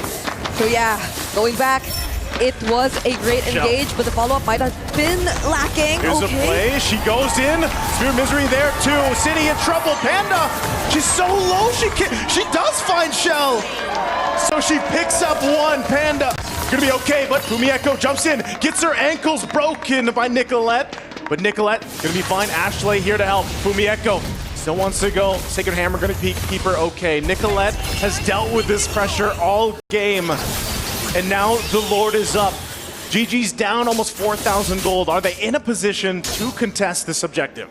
They might have to consider whether or not they want to go for that. I mean, they have both ultimates from Ashley and Arya, so they might be a little confident in doing this, especially as they were also able to do quite a number of outplays down bottom. Earlier, we saw how they were able to win against the sister connection, the duo of Team Vitality, even just as we thought that Shell could have still survived that. But now it's clear that Gaimin Gladiators might want to hold on to this current position that they currently have, but it's gonna be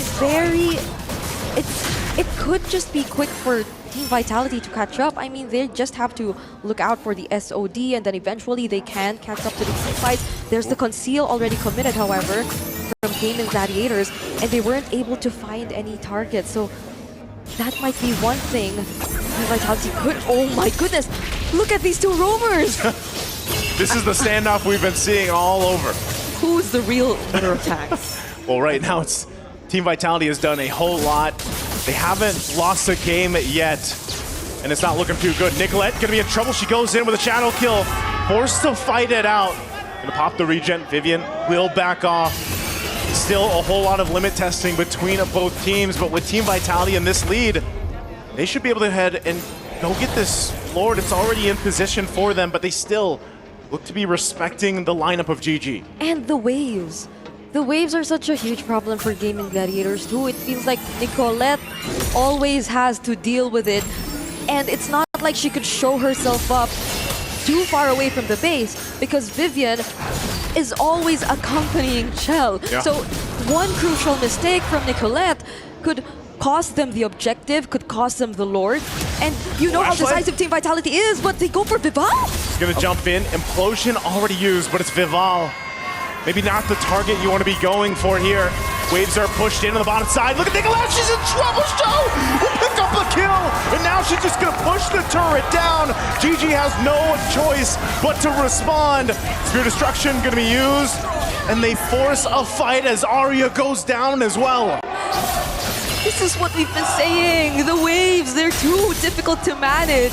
And one crucial mistake from Nicolette, now it cost them the Lord. It was just all hypothetical earlier, but now it finally happens. And how unfortunate is it for Gaimin Gladiators, who are now forced to defend? At least for them, they have setups, they have the implosion, they have the heavy spin, but they have to use it on the right targets. Vivian jumps in, goes in with the Way of the Dragon anyway. Implosion to respond. Immortality going to be popped, and Panda flickers defensively. All fighting on the turret as the Fury of the Phoenix goes down, and they finally find Vivian, but Nicolette is gone as well as Arya. Team Vitality with a massive lead will just win the fight. That was a bold decision from Team Vitality. They did not wait for the Lord. They just went in for the Way of the Dragon. There was a slight miscalculation in terms of angle, which led to Vivian getting punished either way. But it seems like they don't mind. They gain access to the inhibitor turrets. They pop the holy shields, and they already took out the inhibitor turret down bottom either way. So they have the Lord already gaining access to the base, but Vivian, she is yet to catch up. So they might just respect Gaimin Gladiators for now. If you look at their overall capability to defend, somehow Panda 1 already has the Trinity either way, and this is still Sayori we're talking about. I believe there could be a great combo coming from the Fury of the Phoenix and either of their setup or ultimates.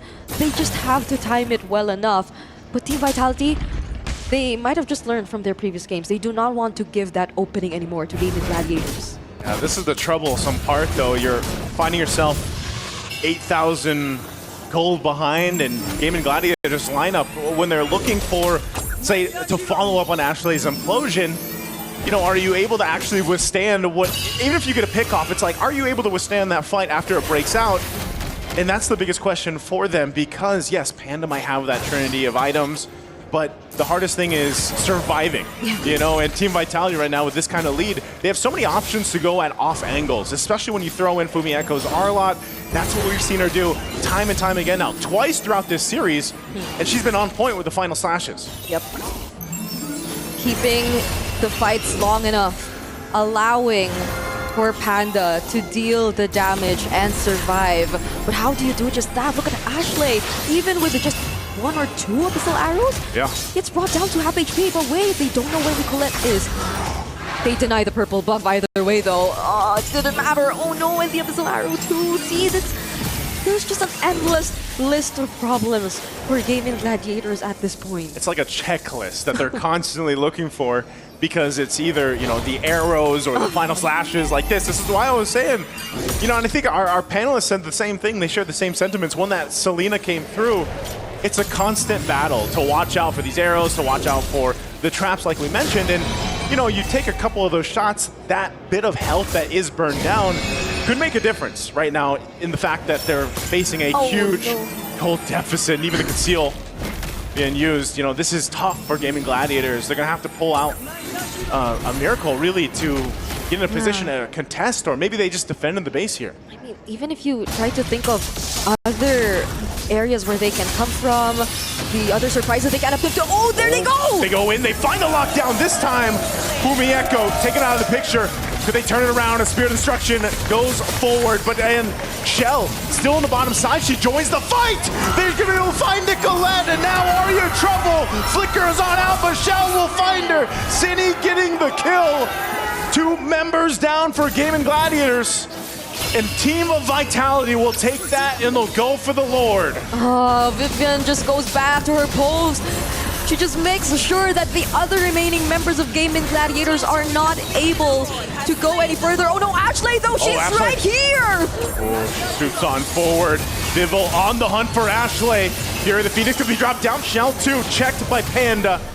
So the damage is there for Panda, but like we're seeing, there's too much that they have to cover to win these fights, Brigitte. I'd say Gaimin Gladiators, whenever they decide to go for a fight, yes, they do go all in, but they don't get what's necessary for them to win in other areas of the map, which is why up to this point we're seeing it isn't that bad of a KDA for Ashley. It's a 0-0-5. That's like one or only one kill, which she hasn't been participating in overall for the situation of Gaimin Gladiators, but it's still not gonna be enough. The flicker's there for Vivian. They have to watch out for Panda 1 and Nicolette. She has to get a crucial pick-off too. See how they clear out the Lord. It's almost dealt with. Fury the Phoenix will be dropped down, and the Shadow Kill will pull down the Wind of Nature from Shell. Try to hold on to whatever base turrets they can. A Winter Crown will be popped. Fumieko though.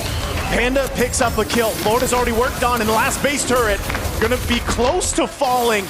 Arya trying to hold down after using the heavy spin. Sayori in trouble. But ultimately, Gaimin Gladiators, do they keep this turret up? Still, Cine will jump in. Ashley's gonna bring her back. They'll pick up Cine. 2 down for Team Vitality. But all the base turrets are gone for GG. Okay. They take down 2, and they are forced to retreat for now. It was a confident take from Team Vitality. City still decided to go in. There's the Fury of the Phoenix already committed as well. It seems like Gaimin Gladiators want to capitalize on this opportunity. They already lost 2 members, so they want to make the most, and they want to take away as most objectives as they can. There's the kick. Okay. At least it was a tanky member that was caught this time around, but it could have been different. Yeah, I think Pandas can take the... I think the Kai can take the kick. Yep. At least we saw how Gaimin Gladiators did pull off that defense earlier. They do have a checklist of things to worry about, but they also somehow still have that checklist.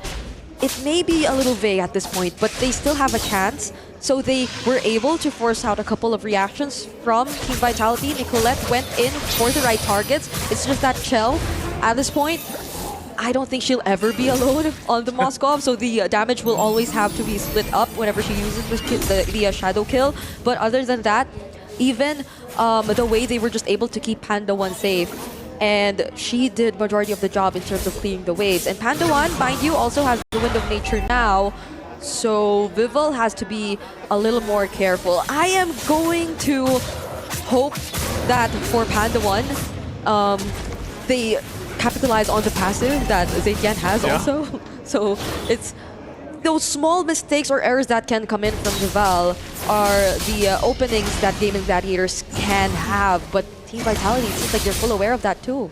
I think this is going to be not a guaranteed Lord just yet. Ashley's going to give them the information. But we saw this back in the previous games, right? Yeah. Game number 1, you can already see it. Vivian staying there with Shell. Staying on that pressure side, half health on the Lord. It's GG to go ahead and rotate, but with an exposed base, you don't want to get tunnel visioned onto this objective. It is going to be an evolved Lord now at the 18.5-minute mark. So this is tough. This is a tough decision for GG to make. How do they approach the fight, but not lose to Shell's split push again? Yeah, it seems like they changed whoever's assigned to managing the long lane. It's it's not Nicolette anymore. It's Arya, who's actually dealing with the wave down bottom right now. It seems like they know that they have to keep Nicolette alive, but Nicolette finds Cine. She's going to be able to find Cine. Pops the winner crown. Fury the Phoenix an implosion too. The final slash keeps Ashley at bay. Another winner crown going to be popped. Sayori's in trouble. She has her own winner crown. But now Panda, amidst two, pops the wind of nature. Sayori goes down and Panda versus Vivian. But Vivian gets the kill. And Nicolette on the run as well as Arya. Forced back to base. Nicolette cut off from the rest of the team. And Team Vitality might be able to just clean things up as Nicolette goes down. Shell and the rest of the team will make their way to base. Arya takes the hits from the spears as Vivel and Cine will make their way with Vivian. And they have the base in their eyes as they work on it. And there's not much that GG can do. It's now championship point for Team Vitality. I honestly don't know where to look anymore. There were too many fights going on at the same time. Denials here and there from Team Vitality. Retributions willingly expended just to take down kills onto Sayori. Risking losing your dash just to take down the jungler.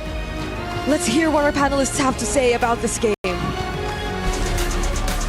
It seems to be a consistent storyline for this Grand Final series. So close yet so far. Somehow Team Vitality just seems to keep finding ways to stop that GG building momentum.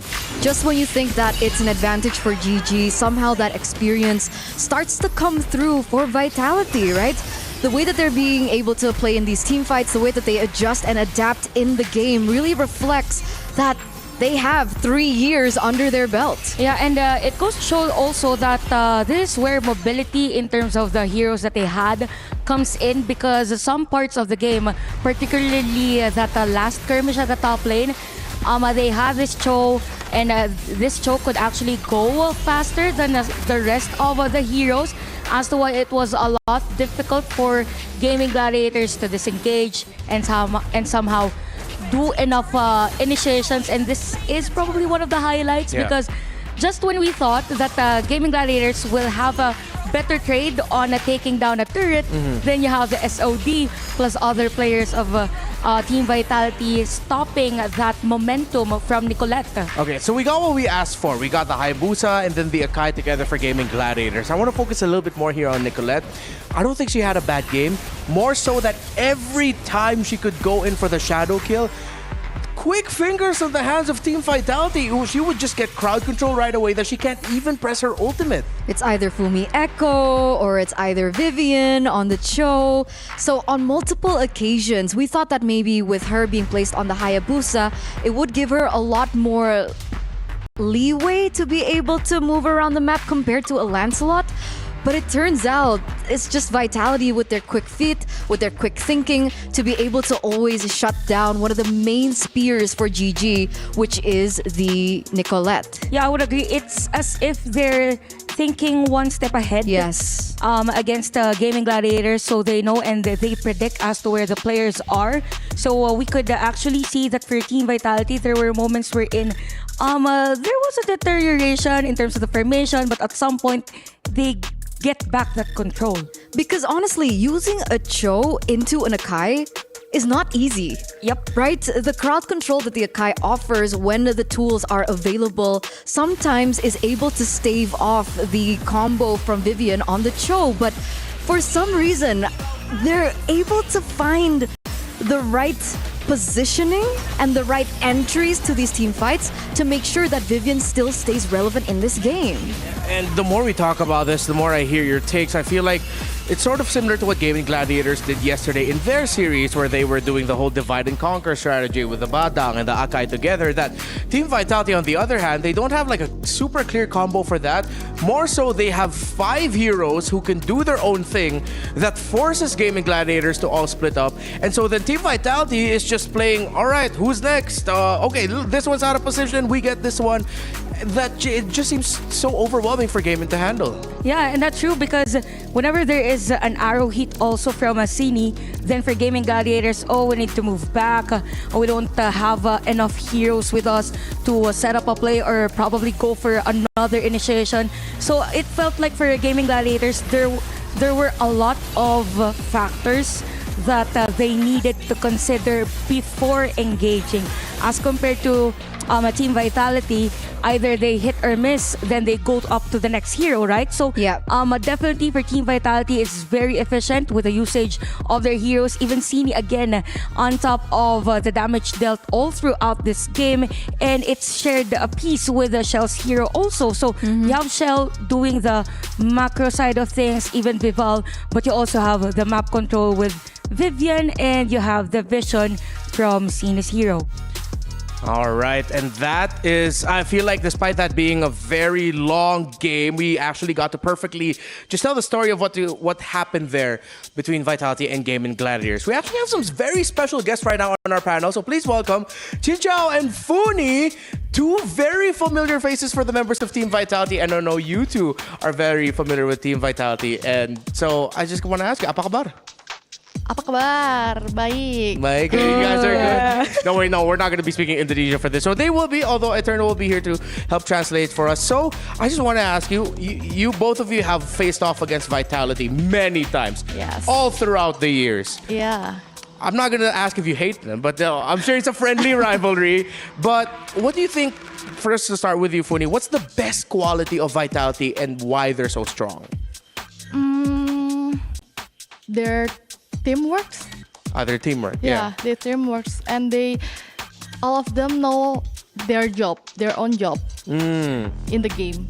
All right, so what about for you, Chinchao? For me, I think they're all hardworking as a team.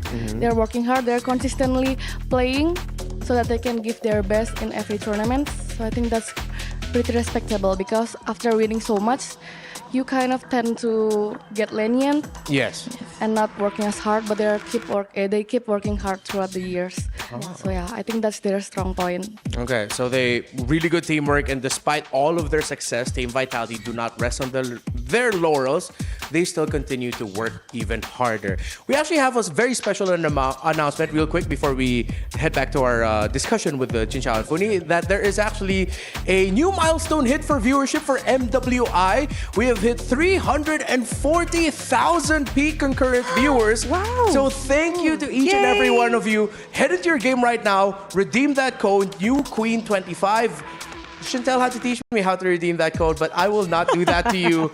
Teach yourself, or just look for a guide online. There's going to be a lot of them. But seriously, thank you so much that we're reaching new heights. We are really, as a community, just going limitless right now. Do you two ladies have questions for Chinchao and Funi? I actually do, because looking at the history from Vitality so far, I think you guys are one of the only teams who's been able to get a game from them.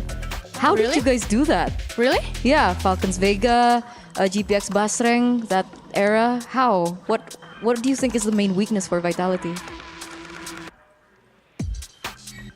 What do you think is the main weakness?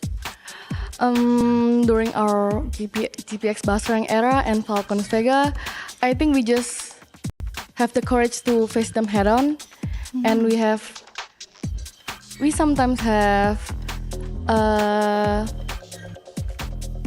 You get lucky? Advantage? yeah, in right. terms of team fight.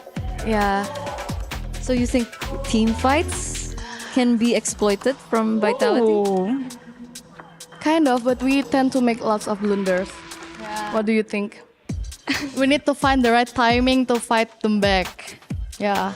Okay, so maybe there's a little bit of advice here from Chinchao and Funi. Just really find the right timing. What about you, Chantal? Do you have questions for them? It's more like of a general question. With you guys having experience with tournaments, and now that you get to watch the games, how do you feel being part of the audience and the women in esports, and as women in esports? Actually, it's really fun to watch from here. No, we'll come back stronger next year. Sorry. Why are you apologizing? No, it's kind of sad actually, but yeah, it's pretty fun to watch them fight there, and I'm only here watching them play. But I'm sure you're having those moments where you're watching. It's like, if I was on that stage, I feel like Yeah. Actually, yes. Sorry. you get that a lot. All right. So before we continue our discussion with them, we actually had a discussion with a personal favorite figure in esports of mine. It's actually Shiver with Rose. Let's listen in on this. Hey guys, welcome back to Reporter Hits. This is Rose bringing you all the live action for the grand finals of MWI.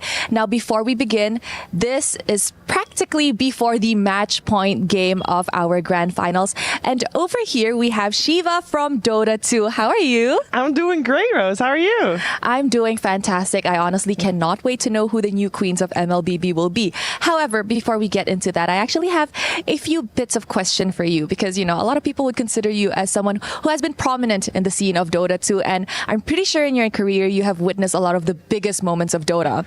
Now, what's it like being a part of a multi-title esport event? I love it. It gives me a chance to, I keep tabs on all the games a little bit, of course, but it also gives me the chance to see a lot of talent that I don't normally get to see colleagues that are definitely colleagues, but that maybe I only see them once a year, and that's here. So that's really cool for me. Yeah, I agree. I also see and meet so many new people like you. I just met you just now. It's so fun. And we met Slex yesterday. All these fun stuff happens in events like this. Now, just to give you a quick update, the Mobile Legends Bang Bang Women's Invitational Grand Finals is happening. And like I said, we are about to enter match point. Now, what are your thoughts on having an all-women competition in esports? I think it's awesome.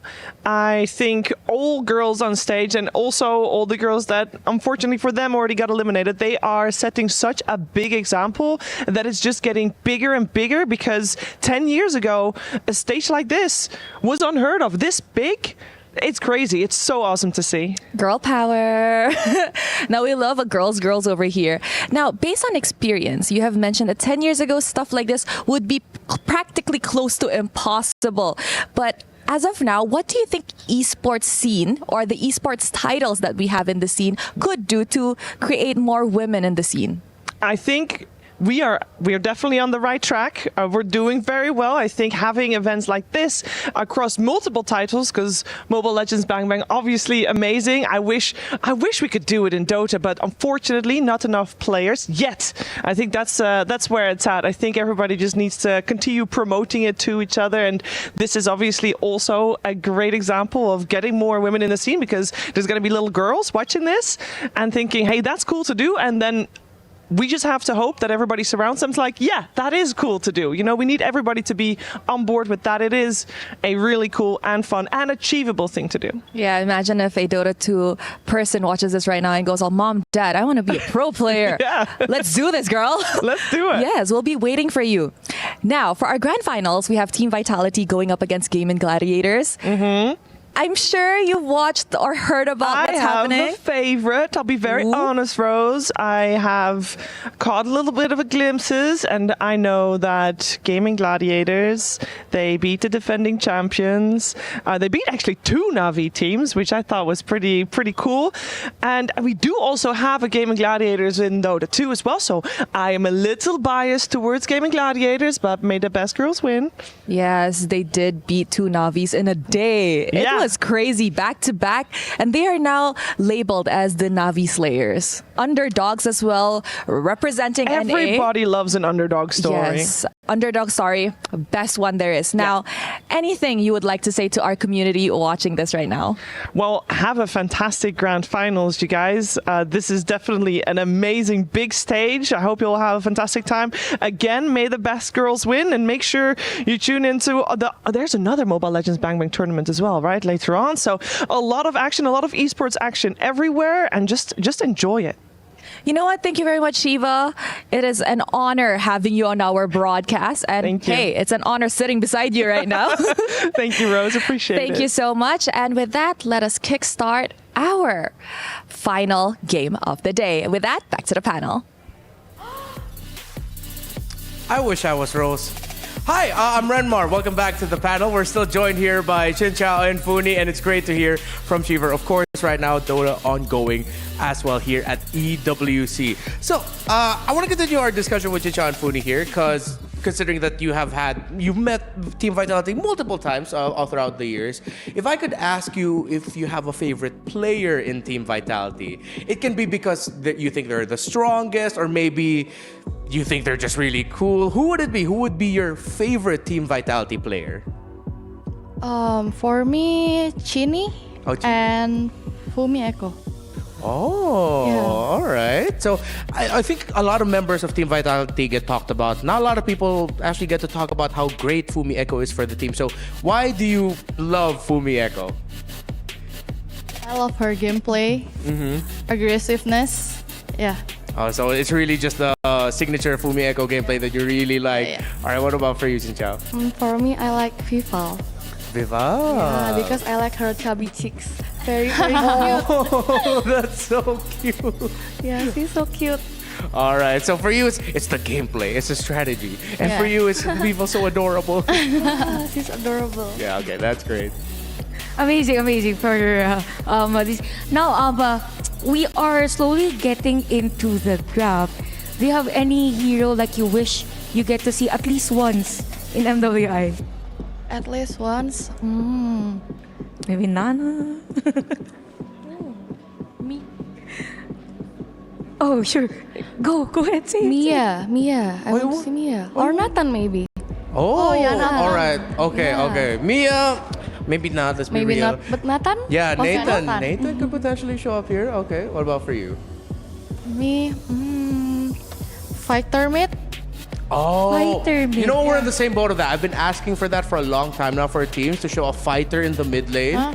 You know? Yeah. Yeah. Because in ranked games, I still saw some pro players using fighter mid lane. Oh, what are those heroes like? Terisla, Yeah. Lapu-Lapu. Yeah. Yeah. Okay. And also Cho, yeah. And also Cho in the mid. All right, so Yeah. that might be a sudden surprise prediction here from Funi. And hey, maybe something that we'll see for MSC once MWI is done. But we still potentially have even more games here. Just because it's a 3-0 doesn't mean it'll end here. It could still potentially still go to Gaimin, stretching out this series even further. And it'll be great because we'll have Chinchao and Funi joining us here so we get a pro player perspective for this draft. So let's head into the discussion for that. Eternal, for you, what do we have to watch out for? I don't know at this point, to be honest. Because we thought it was a Kimmy problem. The Kimmy gets taken away, and then City We picks up said the the Selena. Hayabusa. We talked about the Hayabusa. We talked about the Lancelot. We talked about the Akai.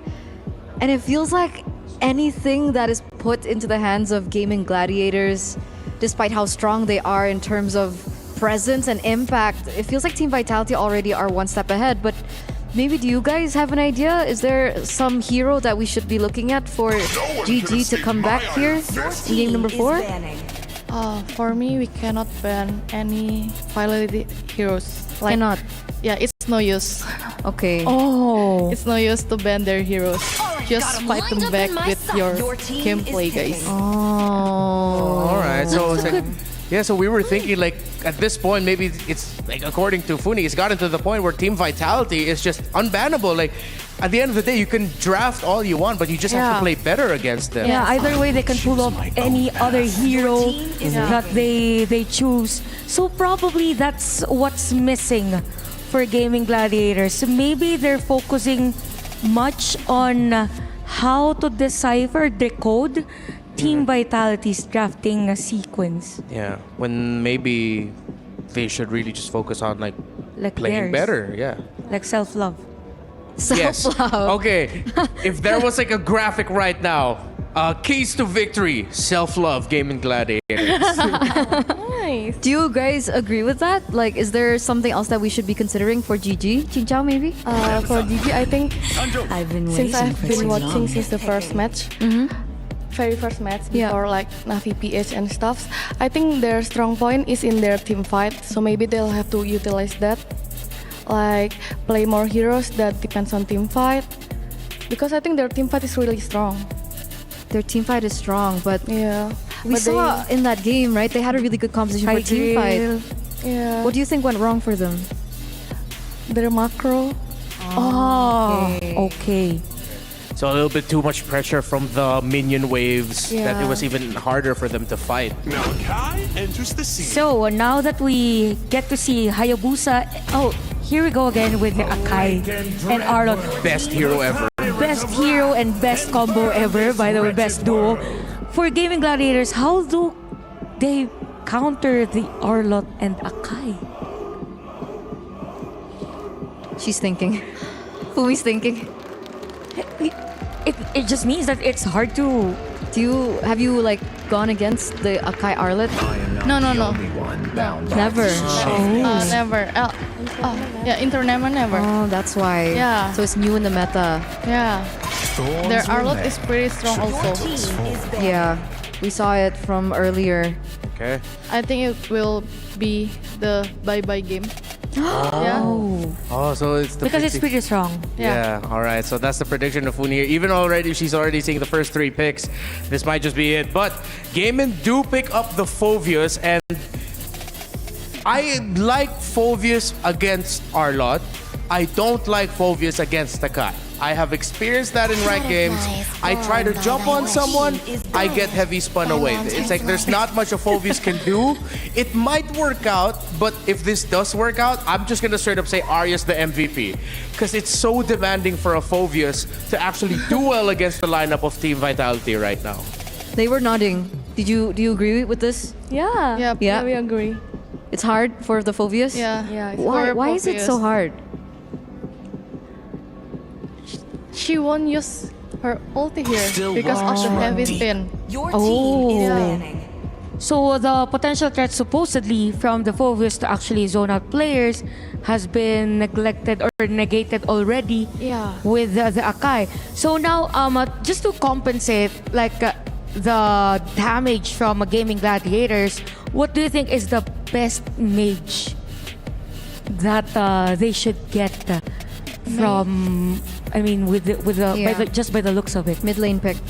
Yeah. I like Suxin, but they banned Suxin already. Nice What ban else from is Vitality. there? There's Zetian, Farsa, Farsha is Valentina. gonna try here. Yeah.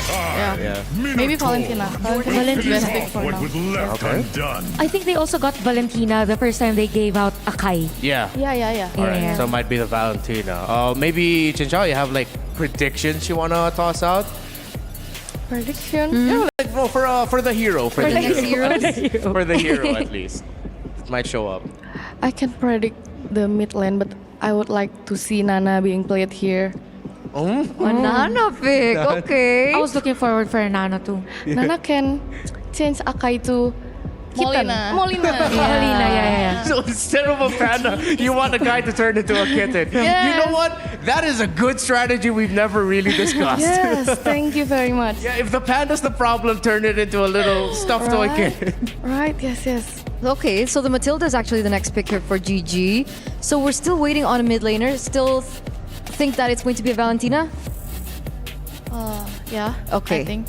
What about for Vitality now? We're waiting on the next 2 picks. We're looking at a mid lane, potentially jungle or roam or XP. What do you think? Maybe Selena again. Okay. Another Selena. But Yeah. yeah, that should work because even though you will give more dashes to work with for the Phoveus, you have that guy. You don't have to worry. Oh, yeah, Karita. Akai jungler. Akai jungler. Arlot wrong. Yeah. And this was the combo that Team Vitality showed up before. And Yeah, when we go against would that Foot Foot Esports, Foot yes. Esports, yeah. Yeah, in Stream B, then that's where that matchup happened. So strong combo. Do you think Vitality, Chinchao, this is good for them? That this is going to be the decider pick that they win? Huh? You think they win this? Yeah, they got this game already. All right, that's a prediction from Chinchao. Funi, what about you? 100%. All right.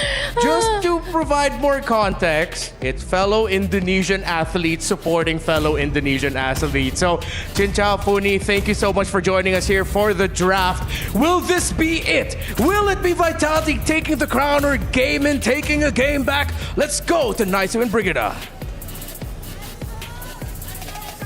Just one win away from getting the championship and another 100% record here in MWI 2025. Team Vitality, they've been dominating the series so far. Even our guests, Funi, Chinchao, they think this might be the quote-unquote bye-bye game, but will Gaimin Gladiators find a way to deny them of that? We're seeing the potentially last match, Naisu. How are you feeling for this game? I'm feeling pretty good, but I'd like it to be extended a little bit longer. You know, I really don't want it to be a sweep here. I'd like to see GG get a game and extend the series. Maybe they can do that. They've showed some promise, you know, here and there, but they definitely had some things to take care of. A big part of those things is map control, making sure that, again, Shell has the Moskov, so you can expect the same thing. And like our panel mentioned, this Kadita, this was banned out previously. Now it's in the hands of Cine, and we've seen this previously in the stream B earlier on in MWI, so I'm hoping GG has answers for this and is able to control this. Now, maybe that was one of the things. Sayori is on the Valentina again. She could take some big ultimates here. There actually have been a couple of changes in terms of draft, in terms of the heroes that our teams have prioritized. GG, for one, no longer went with the CC. We've been talking about this too. It's a big change if you would look at their previous matches. Instead, it's actually Fumi Echo who has her hands on the CC. And it seems like they're done with the entire Hayabusa Lancelot matchup. So they denied multiple assassin junglers from Team Vitality too, which led to this Akai jungle. But because of that massive respect for the Akai jungle, I think we are seeing multiple Purify spells from Gaimin Gladiators. I was going to say, this is a little like the first time in the series where we don't see the, you know, assassin versus assassin in the jungle. But some of this was swerved too. Ashley in trouble. Should be able to get away as she does. So survives, popping the Purify though in that. So this is a opportunity for Team Vitality to get the advantage for this turtle. The way it's looking right now, it's purely Gaimin just fighting for survivability. And I don't know if that might be the way to go, because you see how Team Vitality is capitalizing on this. It isn't as aggressive for Gaimin Gladiators so far, unlike the way they played the first few minutes, and especially game number 1, I'd say. It's a much more careful approach, but they also could just be waiting for their spikes. And they know that Ashley no longer has the Purify, so it's just respect. You can't afford to make crucial mistakes that'll allow Team Vitality to snowball once again. Panda does have the Purify here, so luckily that was spotted out. Ashley there to help her. Does hit that level 4, so now she's got the Circling Eagle. She has the Guiding Wind too to help Panda. They're gonna go for an exchange, 2v2. Meanwhile, top, Arya's gone with the rough waves. Panda, oh, they get swept with the final slash from Vivian. So even with the 2v2, Team Vitality will still win that bottom. Can Nicolette change this? She's gonna be joining the fight. She's gonna spawn out Vivian. She has the shadow kill. She'll pop that. Ashley trying to join the fight, but Vivian still gonna be able to survive. Nicolette can't pick up a kill. How often do you see a simultaneous gank on the gold and XP lane? Yeah. When they were able to take out Arya on the XP lane, even taking out majority, if not all, of the energy shields that were on that tier 1 turret, and they take down Panda in the gold lane as well. This is a massive win for Team Vitality in the early stages of the game, especially considering that they were also able to get their hands on the first objective. Gaimin are yet to trade anything away from Team Vitality, but at the very least, they have something to hold on to. They have Panda, they have ways to keep her alive, they have the sustain in the hands of Ashley, but Arya, she won't be able to sustain that burst damage. How do you survive at that? The burst from a Kadita in the hands of Cine, who's done this previously. If you're at half health this early on, you can pretty much say goodbye. There's no way you escape that burst. This is so painful to watch if you're Gaimin. You're so used to having the CC, you're so used to winning the EXP lane, and I feel like that has been a massive factor to how they've been winning out the past few games that they played, how they've been dominating the early stages of the game, but it gets clearly denied here by Team Vitality, and it's not just the EXP lane, it's even the gold, and even the objectives. How do they contest this? Looks like they're gonna go for it once again. Vivian zoning out. Ashley went in with a Circling Eagle. She could be in trouble. Gets quite low. Has some of the shield to help out, but that's an objective secured. This Vidville will secure the second turtle of the game. Spear Destruction going to be thrown in. I'm not sure if Team Vitality actually wants to go for a fight. They are not letting anything up here already 5 minutes in. Cine has been incredible, I must say. Cine seems to be the one putting a lot of pressure on Gaimin Gladiators for this game so far. The way that you have to be mindful of where the Kadita is gonna come from, of where the Kadita is gonna like surprise you with either the Petrify or even the combo, because again, this has been one of the adjusted heroes, and yet again, once more! See, these are the hardest moments, the hardest parts of this game. You can't find a way to check the brushes either. I think at most Nicolette can do that, but do you really want to expand your quad shadow just to do that? I don't know, that's a great question, because right now the main thing is, you mentioned it, Brigida is dealing with Cine. And I want to say, Cine has been phenomenal throughout the series. A couple games in the hands with the Himi, and now this Kadita. Just proving a point on why she's such a strong and respected mid laner around the world here. Vivil's going to go ahead and spawn out Ashley again. Sayori's been holding on to the heavy spin for the majority of this portion of the game, and so still, Gaimin Gladiators, they're finding themselves slowly but surely slipping behind. Shell going to be the next target. She'll flicker out, so she's going to be fine. The rest of the team was actually just around the corner if that did break out into a fight, so GG struggling to find a pick-off. Cine, this could be the moment for Nicolette. Rough wave's going to be used, but Cine will survive. Meanwhile, up in the river, still Arya up at the front. She's going to be able to zone out Vivian a little bit here, but still in that gold lane. It's just a back and forth. Meanwhile, look at the push up top. They're not able to contain what's happening on the opposite side of the map. Fumi Echo, she has enough trust in her teammates that they can manage it by 4. But now Vival might be the target, although will easily get away without any pressure from Gaimin Gladiators. They might not even want to contest this next objective anymore. They could potentially look for a pickoff, but why does it feel like Team Vitality sends that? They might go this time. Cine could be in trouble. She's locked down with a heavy spin. A Spear of Destruction's going to be thrown out. Shell's going to join the fight, but Sayori on the run, can't escape Fumi Echo. And now Arya next. Dark Wave into the Infernal Pursuit, but she's not tanky enough. Team Vitality again picks up a couple kills. And now Nicolette waiting out on the whims. She's going to jump in. Shadow Kill's going to be popped up. GG Panda joining the fight, but they back off. A final slash too, but the turtle for the taking here for Team Vitality. It was a great attempt from Nicolette, but the damage was not enough just yet. This is some insane game sense we're seeing from Team Vitality actually in this game. The way that they could have went for the upcoming turtle up, and they just tried to burst it down, knowing fully well that there would be no contest whatsoever anymore. But no, it seems like they knew how ahead they are. They knew that they could actually engage in a fight up against Gaimin Gladiators, and that's what's gonna make them uncomfortable.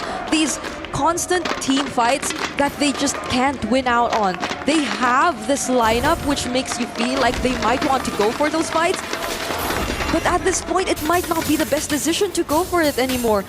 Arya can't even stand the amount of damage that's coming from Team Vitality. I feel like even Cine considers Arya as a target right now. She could go for anyone at this point. You know, you get this kind of strength in the early game with Kadita. Whoa, Nicolette so low. She has to pop the shadow kill, but she can't escape it either way. Another pickup for Team Vitality. GG scrambling here on their side of the jungle. That wasn't a full combo. I mean, that was just the ultimate. The first kill and the ultimate. And then she used the Petrify mid-ultimate, mid-rough waves. Yeah.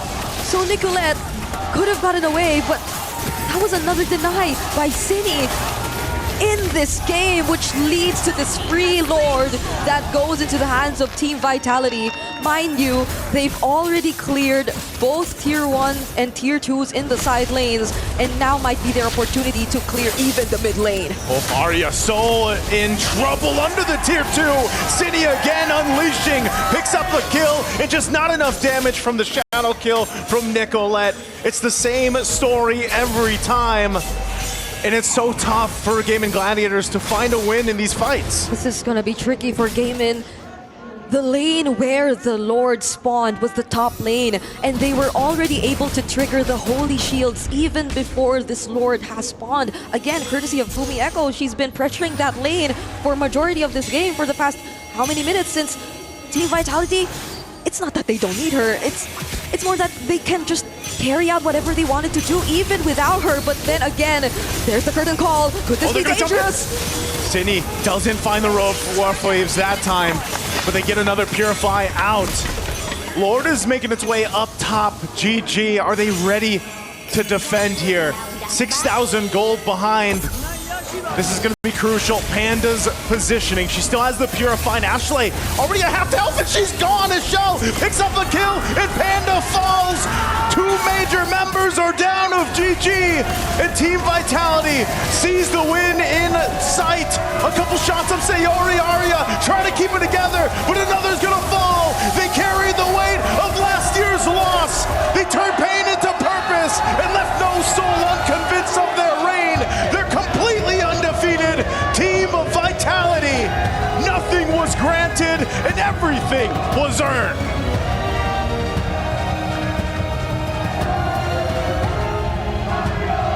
You can now say that they are indeed limitless, as Team Vitality secured the championship for this year's MWI. The only thing that mattered, and it once slipped out of their hands. They've been waiting for this moment. They badly wanted this win. They've been very vocal about that. But now, it's finally back in their hands. They're a few moments away from reclaiming that trophy. This is a well-deserved win, a very dominant win for Team Vitality.